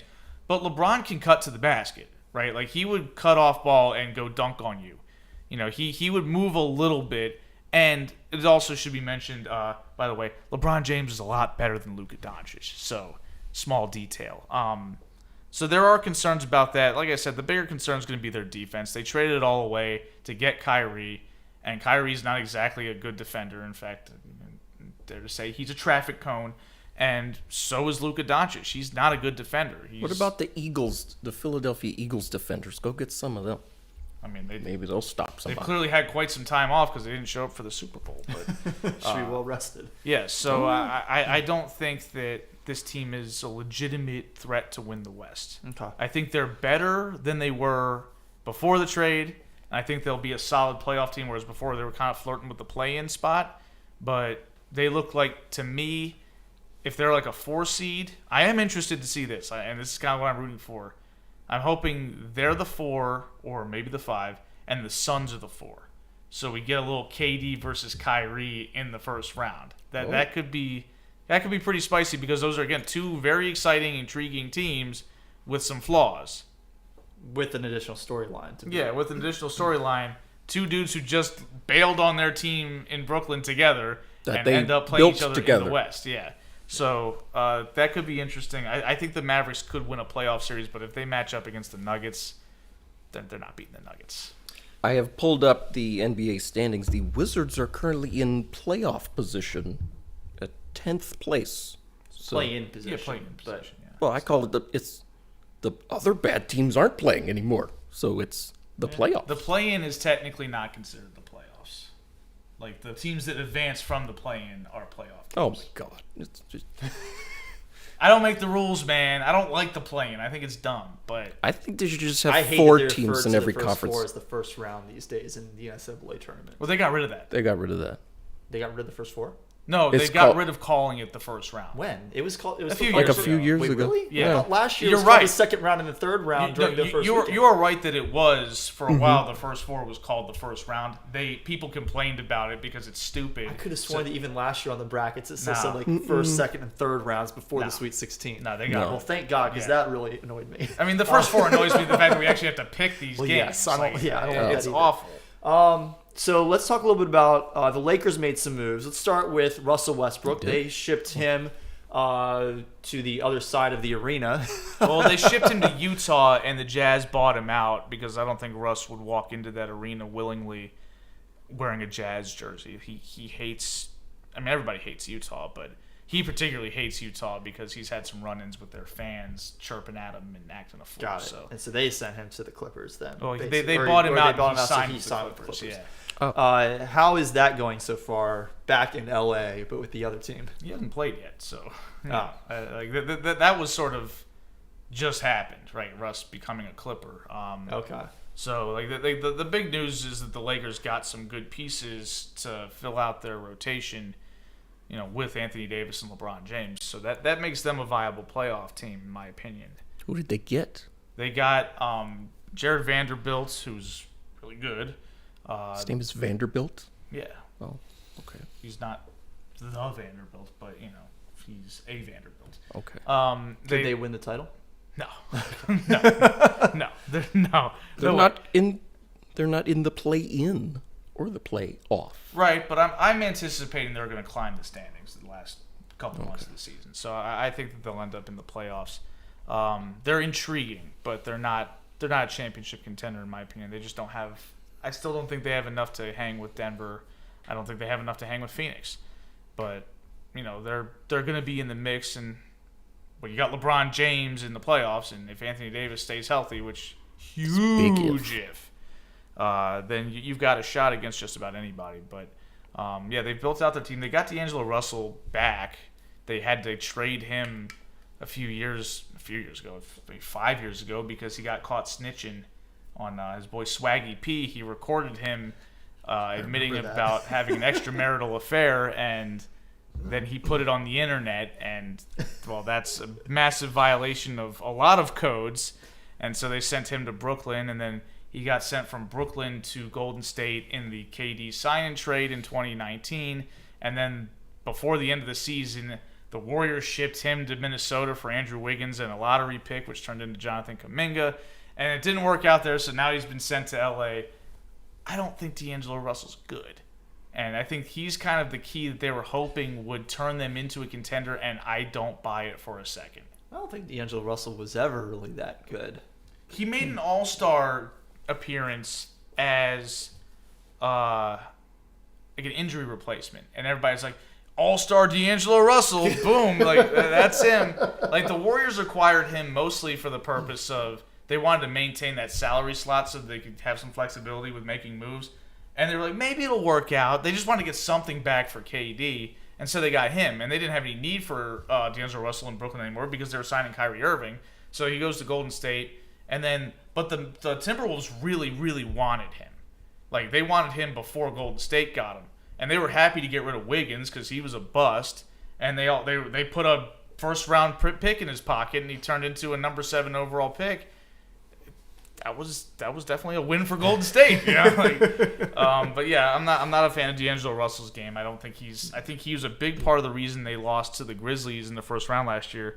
Aside from Chris Finch just spectating as his team's blowing a 21-point lead, just standing there not calling any timeouts, but Russell couldn't make any key shots, and of course Karl Anthony Towns is soft as Charmin, so he's useless in that series. But the Lakers, I don't buy him. Charmin is not useless. But it's soft. It is, but it's definitely not useless. Well, Karl Anthony Towns was Okay. useless. So yeah, I'm not a huge fan of the Lakers as a contender. Definitely like the fact that they tried something though, because it's pretty embarrassing that they just insisted on doubling and tripling and quadrupling down on having Russell Westbrook on this team when he did not fit. Yeah, that didn't make any sense. All right. Anything else on the NBA front?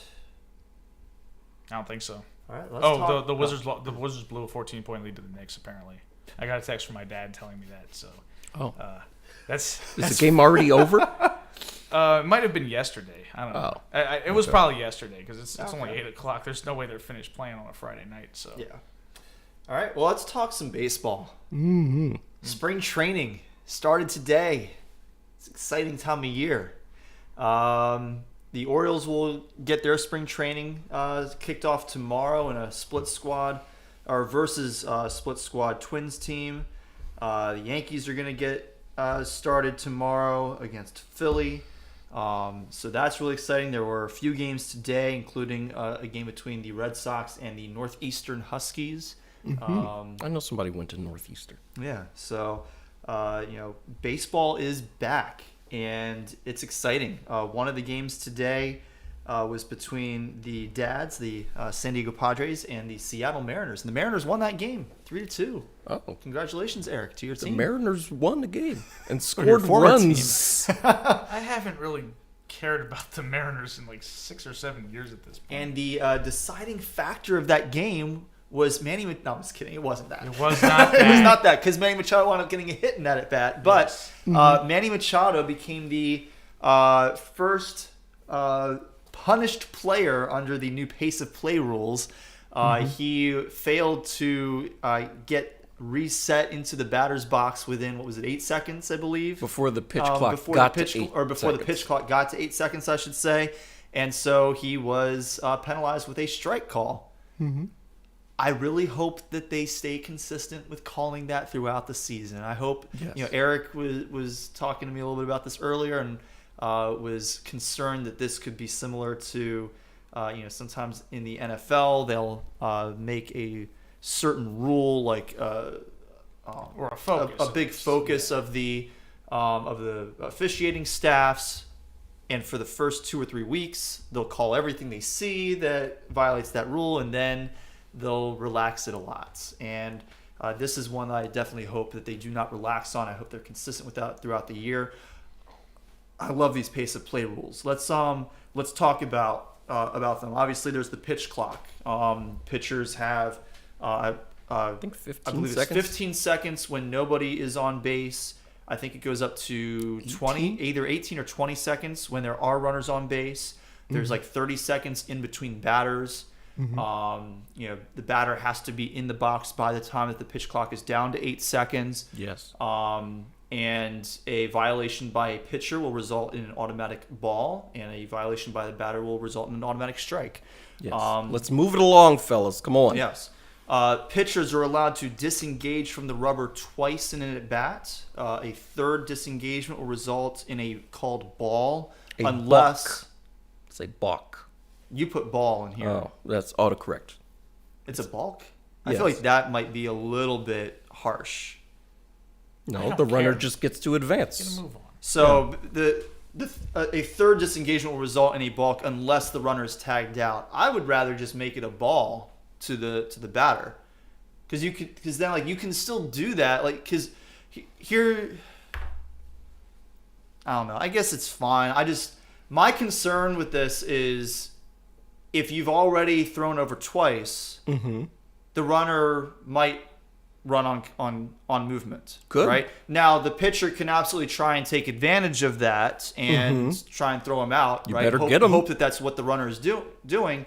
But if the runner is not moving, I just feel like a balk might be a little bit too extreme. I feel like a ball is a better punishment. But regardless, them's the rules. That's Don't what they're going disengage with. from the rubber over and over. The bottom line is it's going to improve the pace of play, which I'm all for. So, And, I mean, you're going to get more stolen bases, too. Like, the guy throws over twice, and like, oh, well, if he throws over again, he's got to get him. Then the part of runner the- can get a huge lead and just go.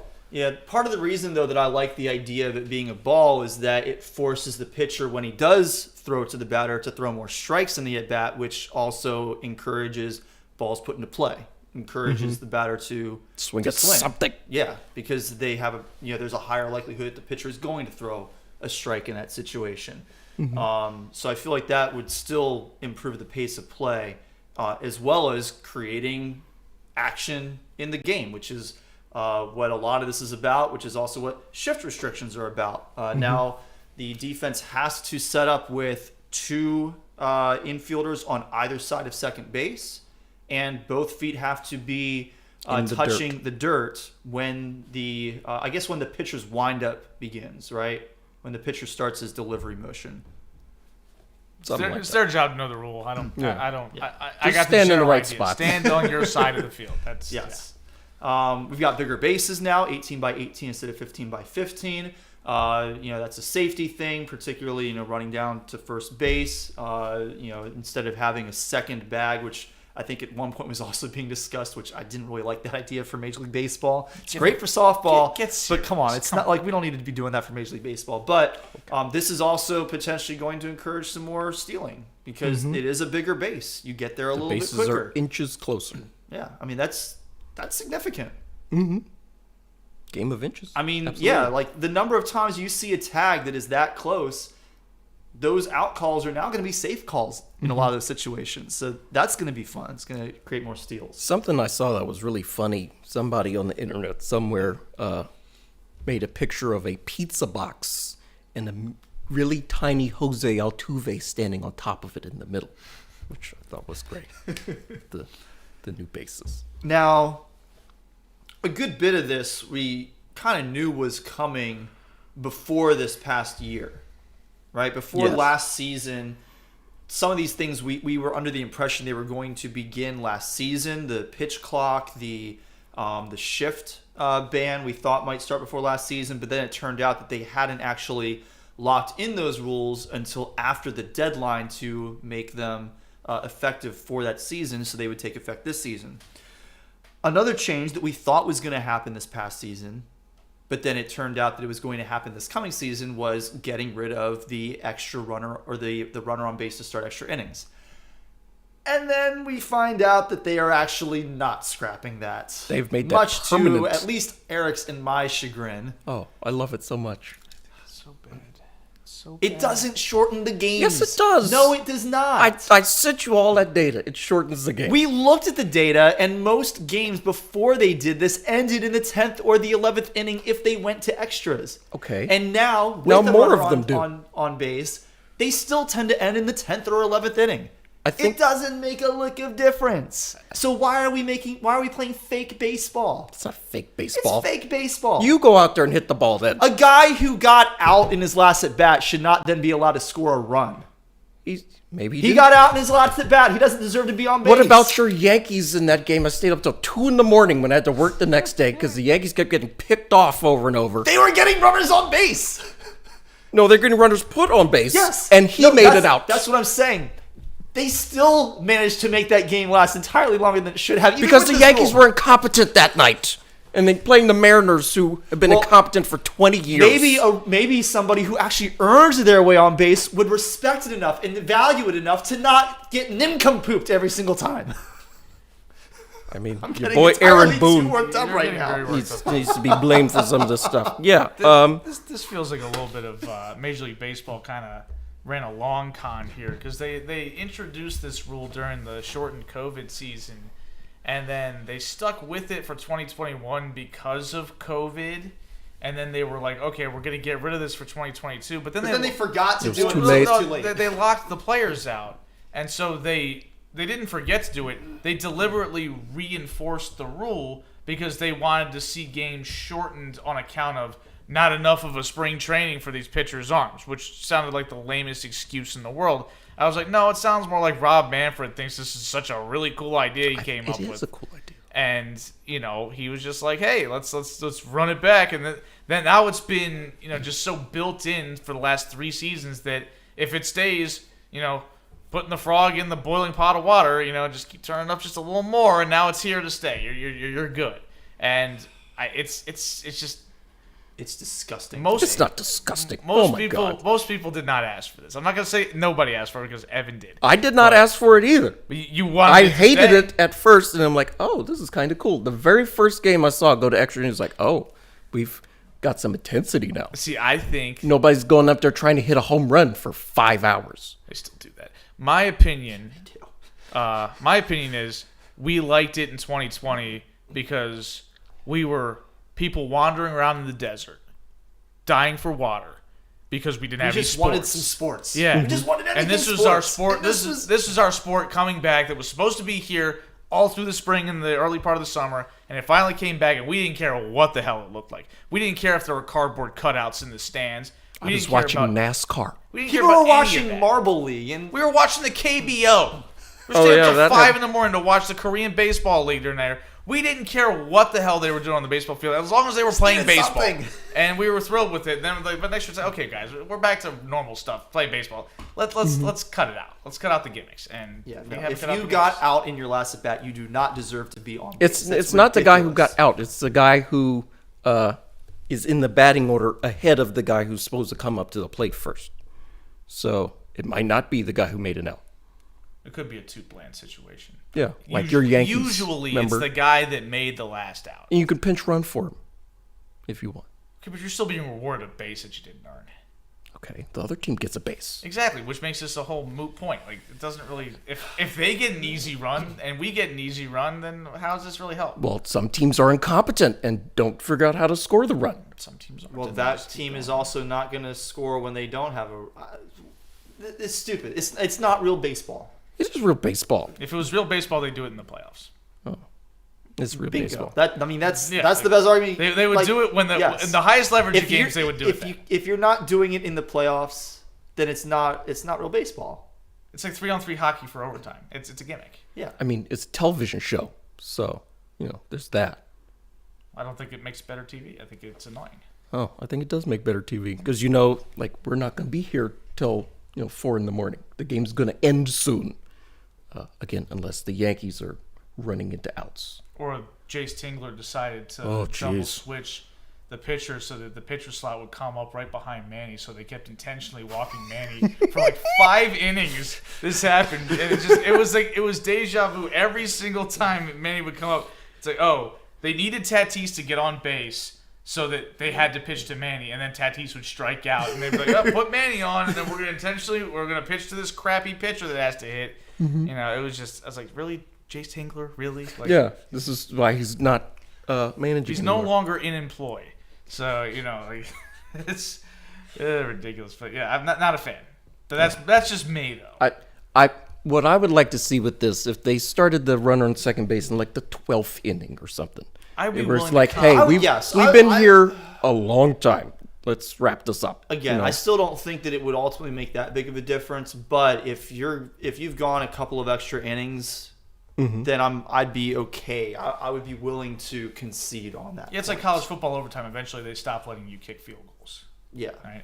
And extra so- points. You have to go for 2 on touchdowns. So like, I'm okay with that. I just like if it's like starting in the 10th inning, I'm just like, these games usually resolve themselves within the first couple of innings, and I think people can wait. But that's also why, part of why I don't like college football. Like, honestly, like what college football is right now is kind of like putting a runner on second base to start an extra inning. Like, you're starting at the 20 I or agree. 25-yard I line. agree with what you're saying. The problem is the difference in football is there's no real good way to do football overtime. Like any Yeah. solution has a flaw.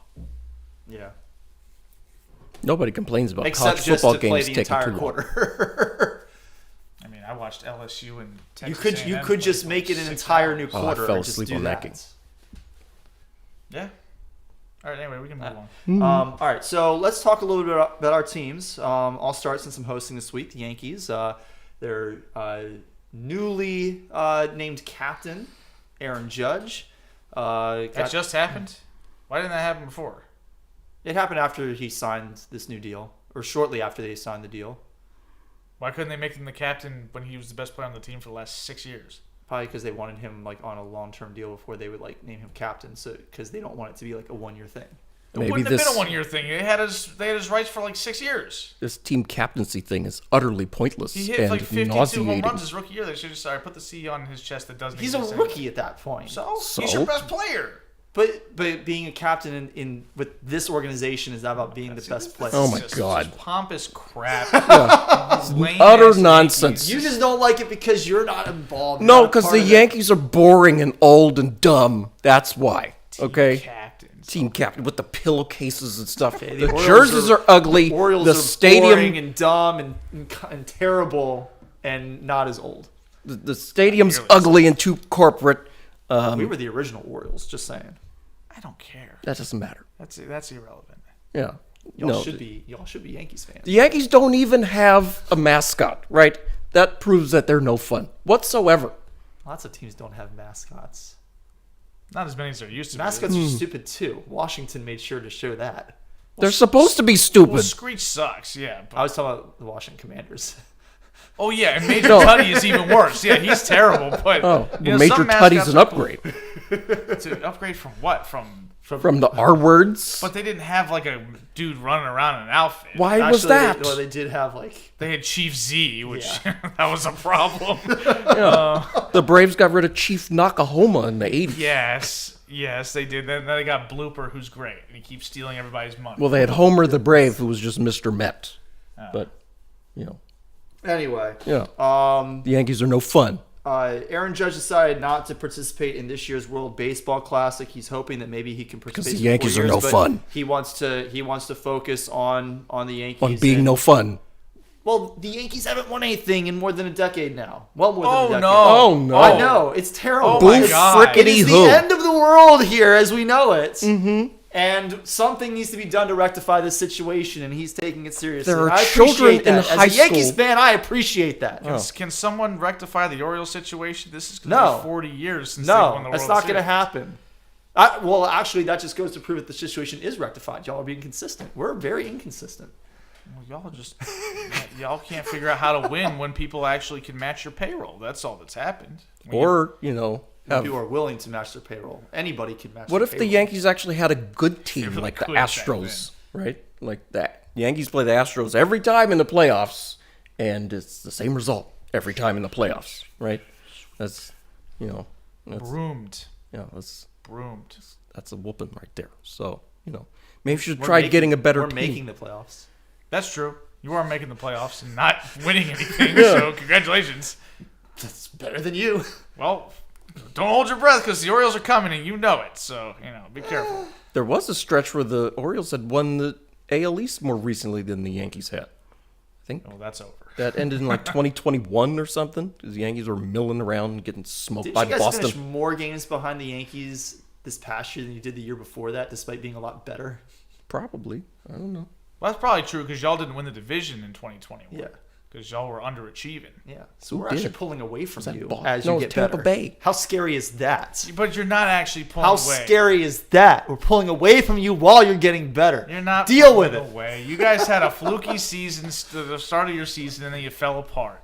And then you got walloped by the Astros. Well, now we're going to have a fluky first half of the season and a fluky second half of the season. And then get walloped by the Astros. Fluky playoffs, and we're going to win the whole thing. So get walloped by the Astros. But yeah, so the Yankees pitching staff is going to be interesting to watch this year. What's his name from the A's that we picked up this offseason? Frankie Montas. Isn't he all hurt? He got hurt. He had surgery. It looks like his recovery is not going to take as long as they initially thought, where they thought he was going to miss this entire season. Now they're thinking he's just going to miss a significant portion of it. Don't count on him being effective this year. I'm not counting on him being effective. It's like Luis Severino. I think Luis Severino is going to be decent this year. But he's back now and he's looking pretty good. But yes, but that's my point. Yeah. But when he was hurt, when he was first coming back, he was not very effective. Yeah, he wasn't the same guy. It takes a little while. One of the big keys to me in the rotation is going to be Garrett Cole. Really keeping it in his pants, and by that I just mean keeping it in the field of play.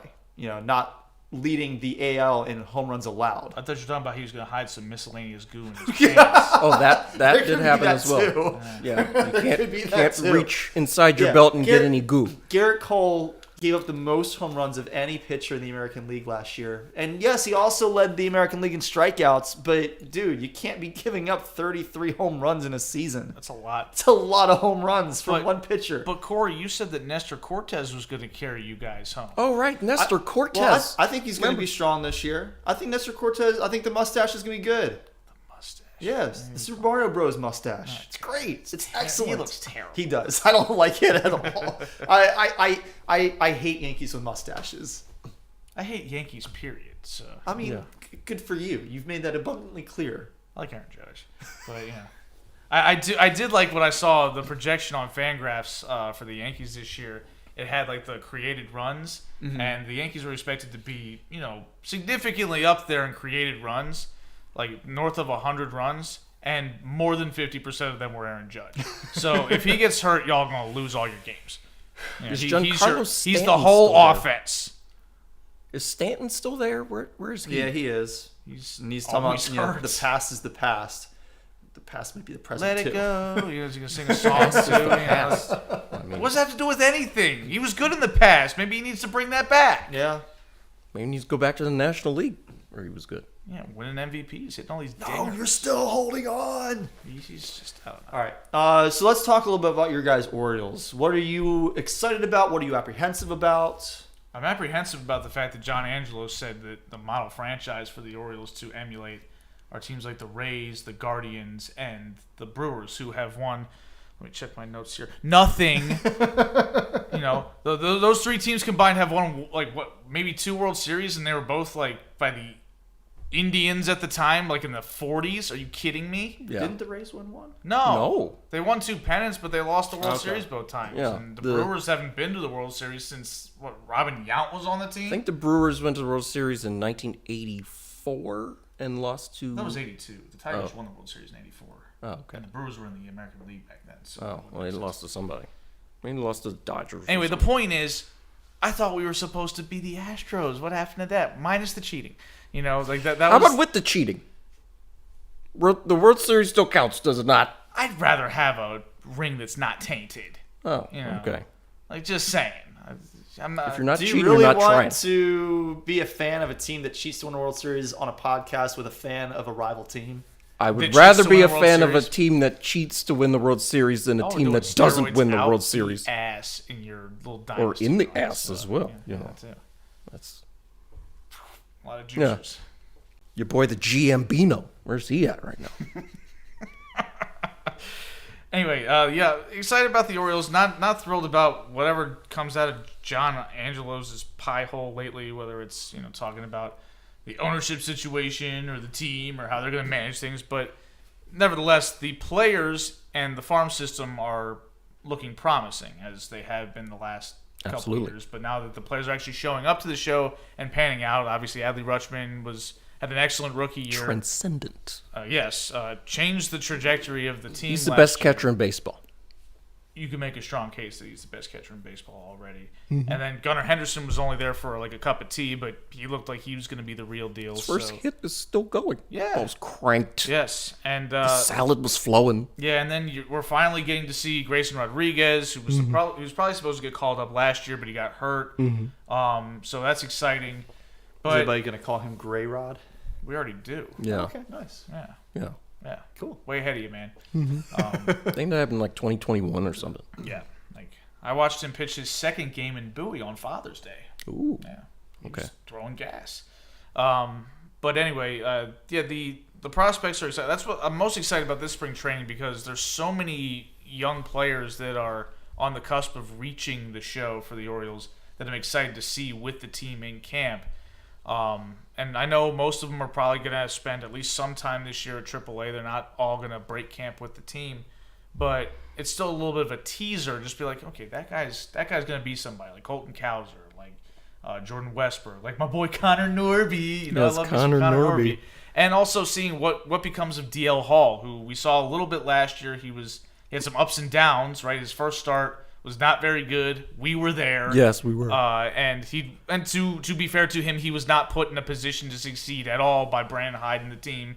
in that start, and then he worked out of the bullpen and had some towards the end of the season had some really. They good didn't even have him outings. pitching to Adley, did they? No, they Not had in that Robert first game. Chirinos in there, and they had a bad defensive outfield out there, Yeah. and he was going up against the Rays pitcher that almost won the Cy Young. McClanahan? Shane McClanahan. I'm like, well, how are you gonna put him in that position to start this game? But we were happy because we were there. Yeah. And nice to be sitting down inside. Yes, that was nice.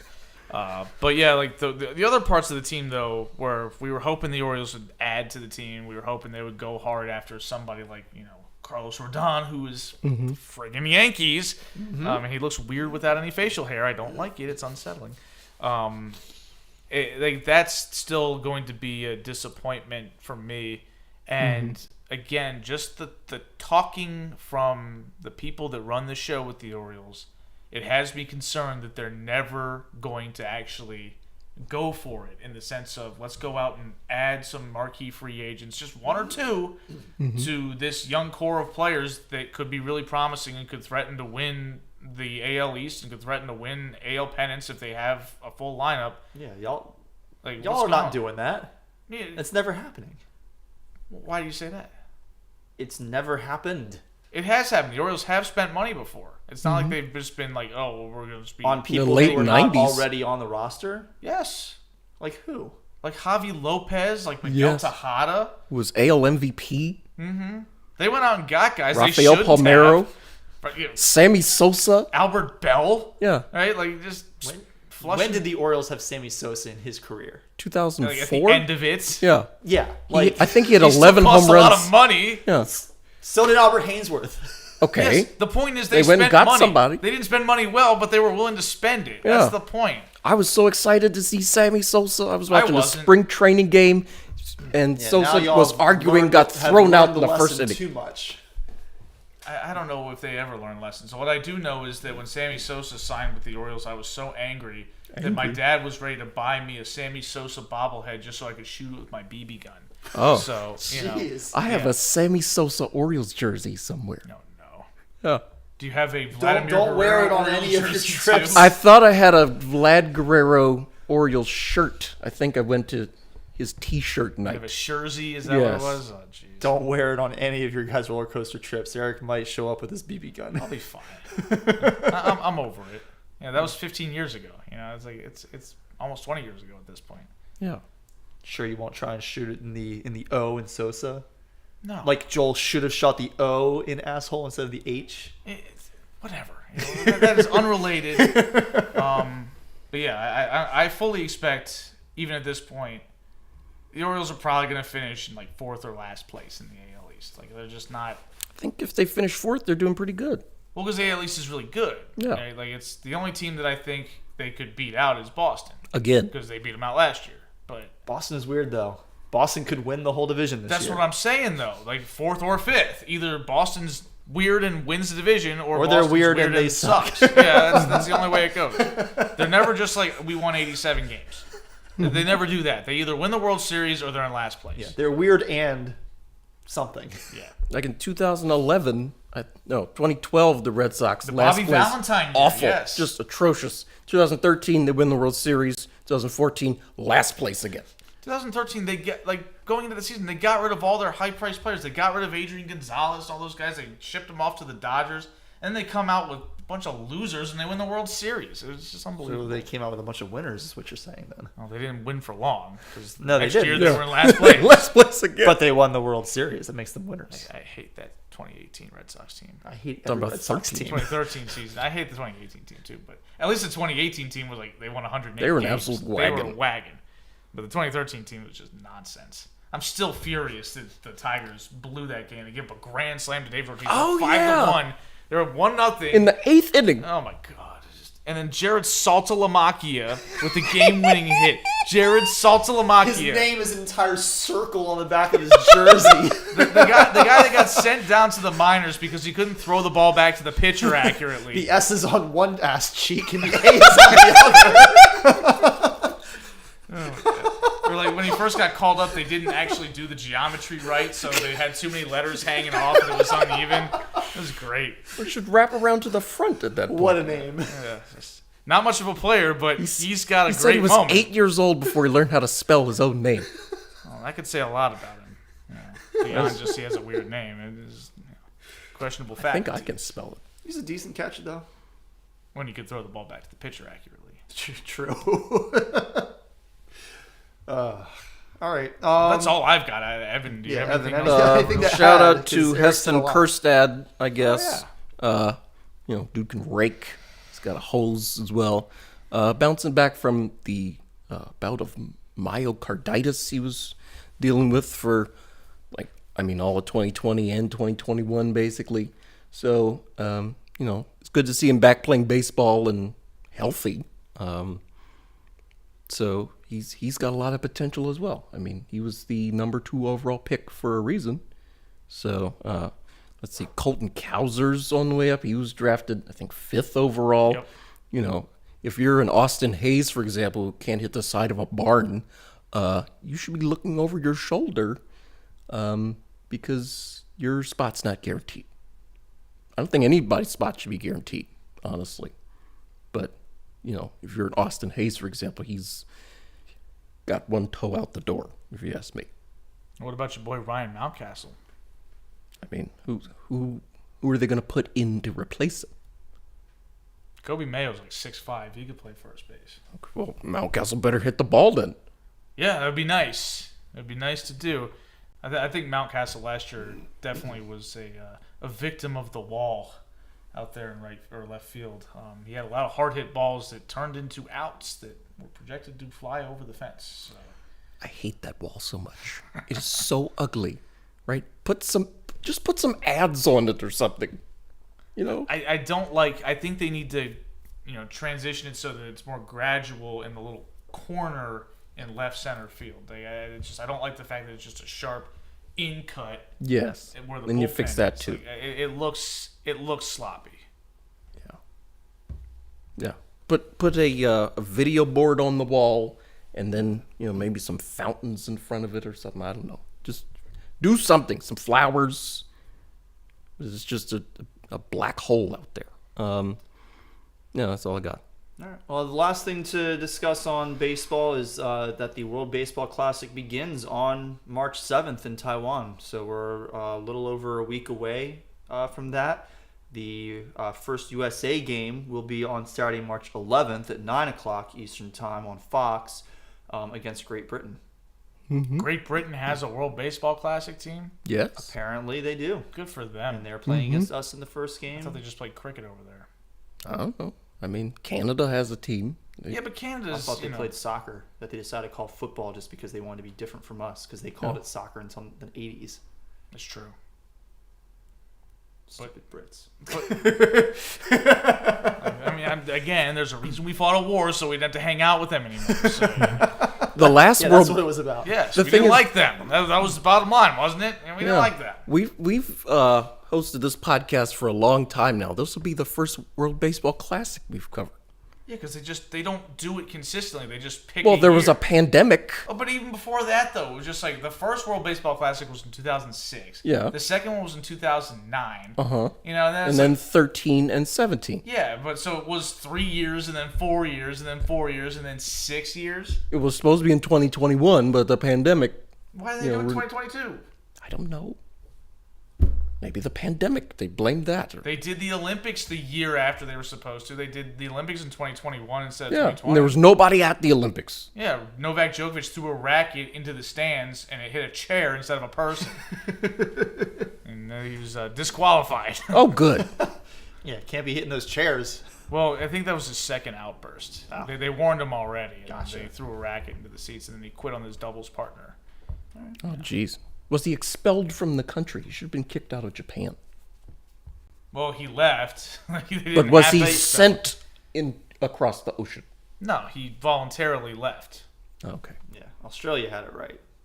They just They just get said, out. You can't even come in. Yeah. All right. So I think that wraps it up for all of our topics. Obviously, a good bit to discuss after having taken the past 2 full weeks, nearly 3 weeks off. But if you've been listening to the show, you stuck with us for this whole time. We appreciate you listening. Any other stuff? Any Woj bombs? Any Schefter bombs? Any other bombs? We went on a trip. All right, we did go on a little trip. Well, let's talk a little bit about that. You guys took your first long distance trip. Headed all the way out to California. Yes. A couple weeks ago. Yeah. How was that? It was great. I thoroughly enjoyed myself. So we went back to Knott's Berry Farm. We were there last President's Day weekend in 2022, where we had a lot of fun as well. Let's see, we rode Ghost Rider 16 times in about 2.5 hours because we had skipped the line passes, of course. I don't even think the regular line was that long, but It was long enough. yeah, we just walked right on over and over and over to the point of feeling dizzy. And you only got 16 rides in 2.5 hours? I mean, Yeah. Yeah. How many? We took a little bit of a breather. Yeah. You know. Went to walk somewhere else for a second and then came back. See, the way you guys always say it makes me think like you step off the ride and you immediately just walk around and back in the line like you're right back on the ride within like 5 minutes. That is what happened, yes. But then the ride has to load everybody in and check the seats, and the ride has to run its You have to course, ride and the then- ride, and then you have to come in. Yeah. it's get like- back out. You It probably right. feels like you should get like 30 rides in 2.5 hours. Well, 2.5 hours is 150 minutes. It's probably about 10-minute turnaround, give or take. You know, so 5 minutes to ride, 5 minutes to wait. You know, that seems reasonable. I think we're doing pretty good. Yeah. We're going as fast as we can, Corey. Yes. It's not like we were just like, yeah, we're gonna wait a little bit. No, we were riding as often as physically possible for a lot of it. So Yeah. Speaking of going as fast as we can, I got something for Evan over there. Oh, got no. his championship T-shirt. Oh, for I Canada get cross some country. cross-country swag, You get some finally. swag, Despite being the coach's teammate when we were on the team at the same time and in his wedding, I get something. I'm so excited. I can't wait. I thought I got that because I showed up for the championship meet. Now I feel like I just got it for no reason. It's a participation trophy. You deserve it for that reason. Evan, But you then know, Evan gets it one for free. despite not deserving. Not That's the problem. That's how participation trophies work. I'm kidding. I'm kidding. Okay. Yeah, Jeez. let's see. We went to Santa Monica to Well, the if it pier. makes you feel any better, somebody else is going to get one despite not being there for the championship and despite not being on the team. Sean is also going to get one. Oh, Sean's getting one. Yeah. Okay. Just to dilute Eric's even more. Thanks. I'll be showing up next year. Thanks, Yeah. Corey. So much for being the best man. It's just, Just a Oh, guy. man. Yeah, I'm just Jag here. You know. you know, we rode the Santa Monica West Coaster, which isn't a very good ride, but it's picturesque, right on the water, down the ocean. You know, it was warm that day, so beach weather, right? It was like 80 something and no clouds. Yeah, it was great. We got some 80s yesterday. Felt Yeah. entirely too hot. Oh, It took a little while to get up there, though. And then we went right back to the 50s today. I don't even know. I've been in an office all day, every day this week. Let's see. And then that night we drove to Santa Clarita for our hotel. Santa Clarita. Yeah. That's where Six Flags Magic Mountain is, like That's north an of actual town. place in California. It's a They've place. got Yeah. Santa Clara and Santa Clarita. It's very Yes. annoying, yeah. Okay. Yeah. Well, there's a Are music they park in Santa are they Clara near as well. each other? No. Okay. It's like a No. 6-hour drive. Santa Clara's where the 49ers play. Okay, it's like San Francisco I, area. that, yeah, I just like that's weird. Okay. I mean, I don't know. There's a New Market and East New Market in Maryland. You got True, those my mixed parents up. live in East New Market. Yeah. Yeah. You thought they were next to each other, and they're not. No, they're not. Yeah. Much to my surprise.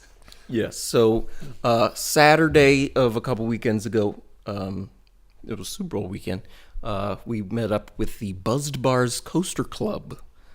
So Eric and I joined that this off season.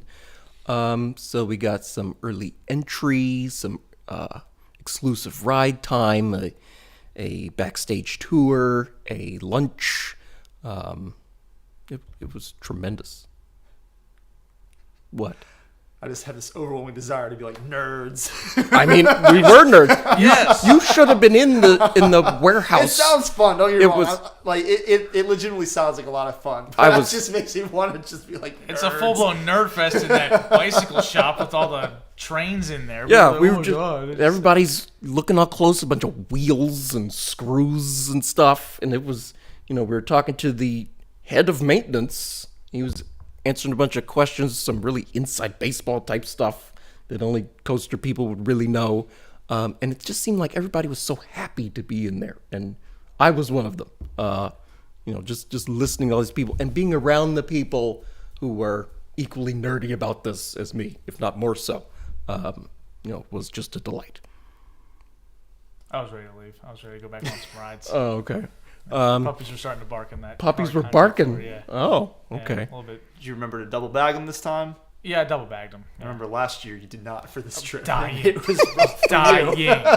Yes. Like everything about getting there this time was horrible. The flight sucked. The plane almost crash landed on the runway. Oh, right, yes. Like, The pilot, it hit the ground too hard. yeah, it was not a very smooth landing No. into LAX. It was not graceful. It Yikes. sucked. It's not flying, it was falling with style. It was not so Not- stylish. yeah, that doesn't sound I would have like a lot taken of Buzz style. Lightyear over this. Yeah, and Evan was whining because they didn't feed us for a 5.5 hour flight. You got some Stroopin waffles or some vegan You got cookies. Stroopin' waffle. It's like, I didn't eat it. I just put that crap in the pouch and moved on. Like, it was this waffle that was apparently filled with like caramel syrup, but I felt it and it was like rock hard. I'm like, how am I supposed to eat that? Like, am I gonna bite into it and just have all this crap spill? I was like, I'm not eating that. I just It's gonna put it wind away. up being like a Nature Valley bar. Yeah, I'm not eating that crap. And then like it's The Biscoff cookies were good, but, 2 cookies in 6 hours is and not then we sustenance. get, and the rental car, they don't have a rental car stand at the airport. You have to shuttle to it, and then so we had to shuttle to a shuttle to get to Ace, where I got the car from, and then we had to wait like an hour there to wait for all the other people. I to remember get you cars. talking about the people right in front of you. God. Just like it was a nightmare. Then I had to fight LA traffic. Like Evan made me drive because he didn't want to do it. And so, Yeah, because like I said, driving in California was overwhelming, and you learned it was. I don't know. You describe it as overwhelming, but it was people are definitely, crazy. It was definitely whelming. It was definitely pretty enlightening. I was like, wow, this is how people live every day. Mm-hmm. I couldn't do that. That's insanity. and our air conditioning didn't work. It was a little toasty. That's Is true. it worse than Atlanta traffic? Oh yeah. Yikes. I've never experienced anything worse than Atlanta traffic in my life. I haven't lived there for. I know he 13 did. That's years. why I asked Yeah. him. Oh yeah, it's way worse than Atlanta traffic because there's so many more people and so much more space to cover. Like Atlanta's not nearly as big of a place as Los Angeles County. You can get to the middle of nowhere relatively quickly from Atlanta, but Los Angeles, you're just in the middle of somewhere the whole time, and everybody's got somewhere to go right in front of you. But you knew where you were at all times. I mean, you played GTA, right? Well, but I wasn't in the city proper though. I was on the 405 and stuff like that. I was familiar with the roads. I knew what they were, but I wasn't out here just like, oh yeah, this is Grove Street or something like that. That was so driving was a chore, but the amusement parks were great. The crew we were with was a lot of fun. I felt like we didn't socialize with them enough. I was worried that we didn't socialize enough, but apparently we did.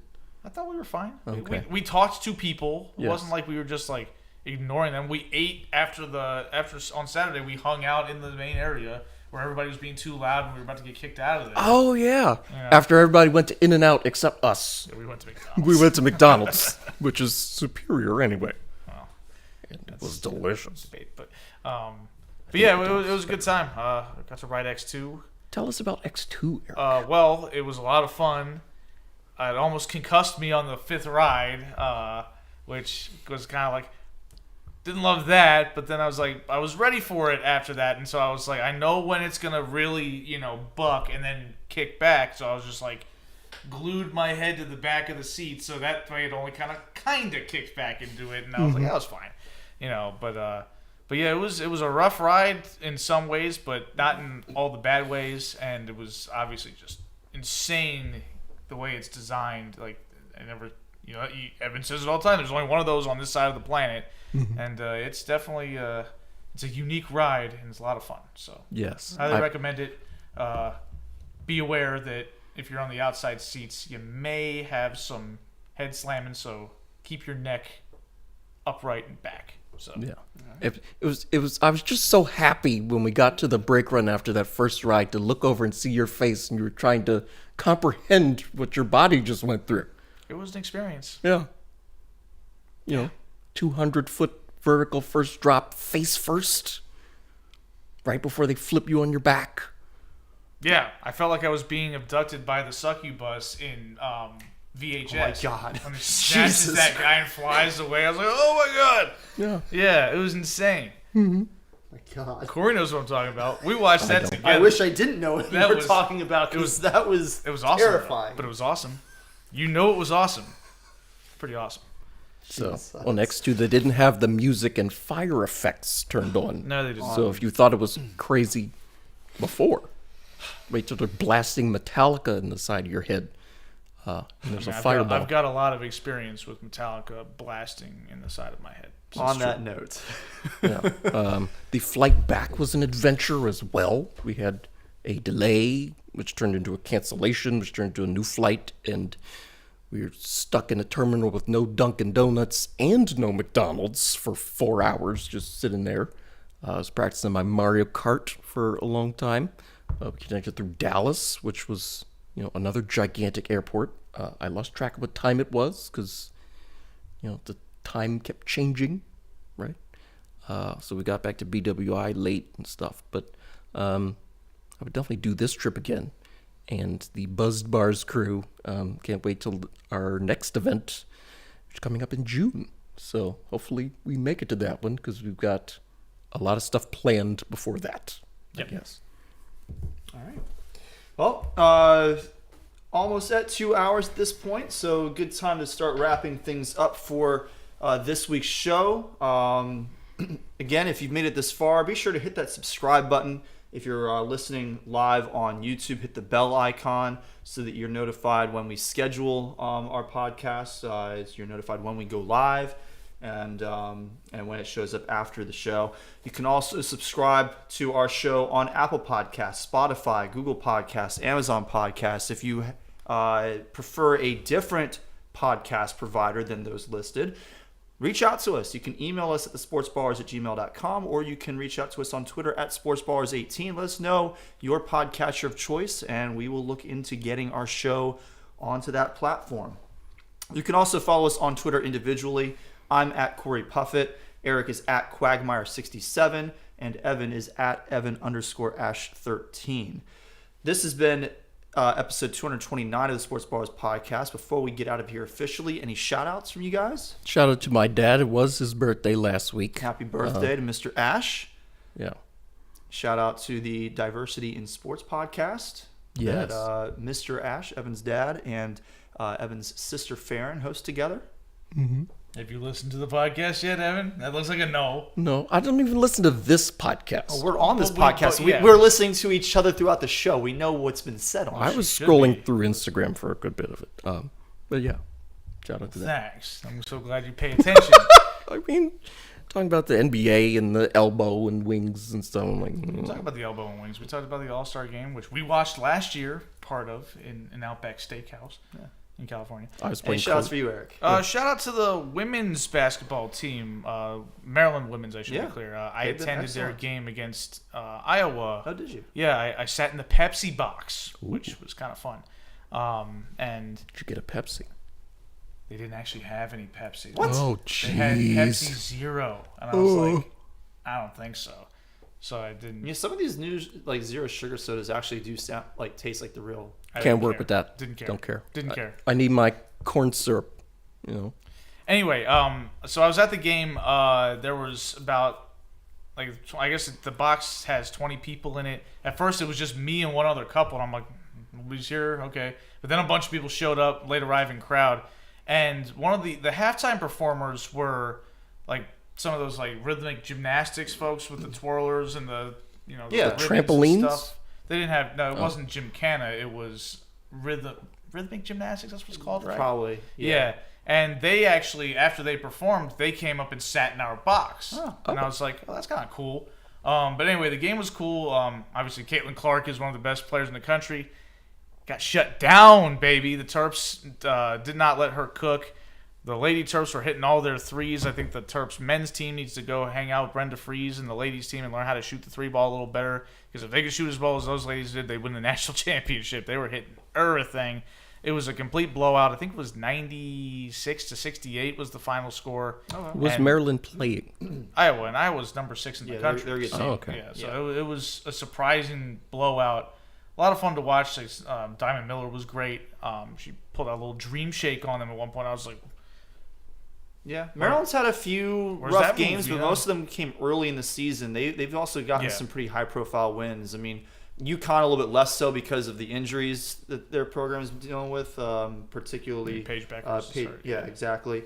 But they've definitely beaten a lot of high-profile teams over the past couple months. So Maryland women are doing very good. And speaking of Brenda Fries, pretty good chance I see her tomorrow because I will be calling the all 4 games of the WCAC girls basketball quarterfinals at DeMatha, and she all usually 4 games. Yep, I'm doing the PA announcing for them, so not like play-by-play color commentary broadcast announcing, but just like the PSA guy. So I'll be announcing The PA guy. such and such a person for 2. Yeah, I don't know why I said PSA. It's not public service announcement. This is your brain on drugs. That's going to be Corey during the game. No, but she usually shows up for a couple of those games. Got to 'Cause they're recruit, usually- man. Yeah, I mean it's right down the street, and they're usually scouting some of those girls. So, my shout out for this week to the MVP of the NBA All-Star Game, DK Metcalf, who then had to go through drug testing. You mean the celebrity game? I'm sorry, yes, not the All-Star Game. Jesus, What- the what? Celebrity All-Star The Game. Pro Bowl. Not the Pro Bowl. The NBA Celebrity All-Star Game. DK Metcalf was the MVP and immediately was subject to drug testing by the NFL. Because he was dominating, man. He was dunking dominating. on fools. Yeah, he was great. He was fun. He almost qualified for the Olympics. He's He a probably would freak. qualify for the Olympics. I mean, he ran down Buda Baker. He sure did. It was a great Jeez. play. All right. Well, on that note, let's go ahead and get out of here. Again, thank you everybody for tuning in. Hit the subscribe buttons, follow us, all that good stuff. If you have questions for our mailbag that you'd like us to discuss on future shows, be sure to reach out, thesportsballers@gmail.com. We will be back next week with our next episode 230. Eric will have the con for that. And until then, take care.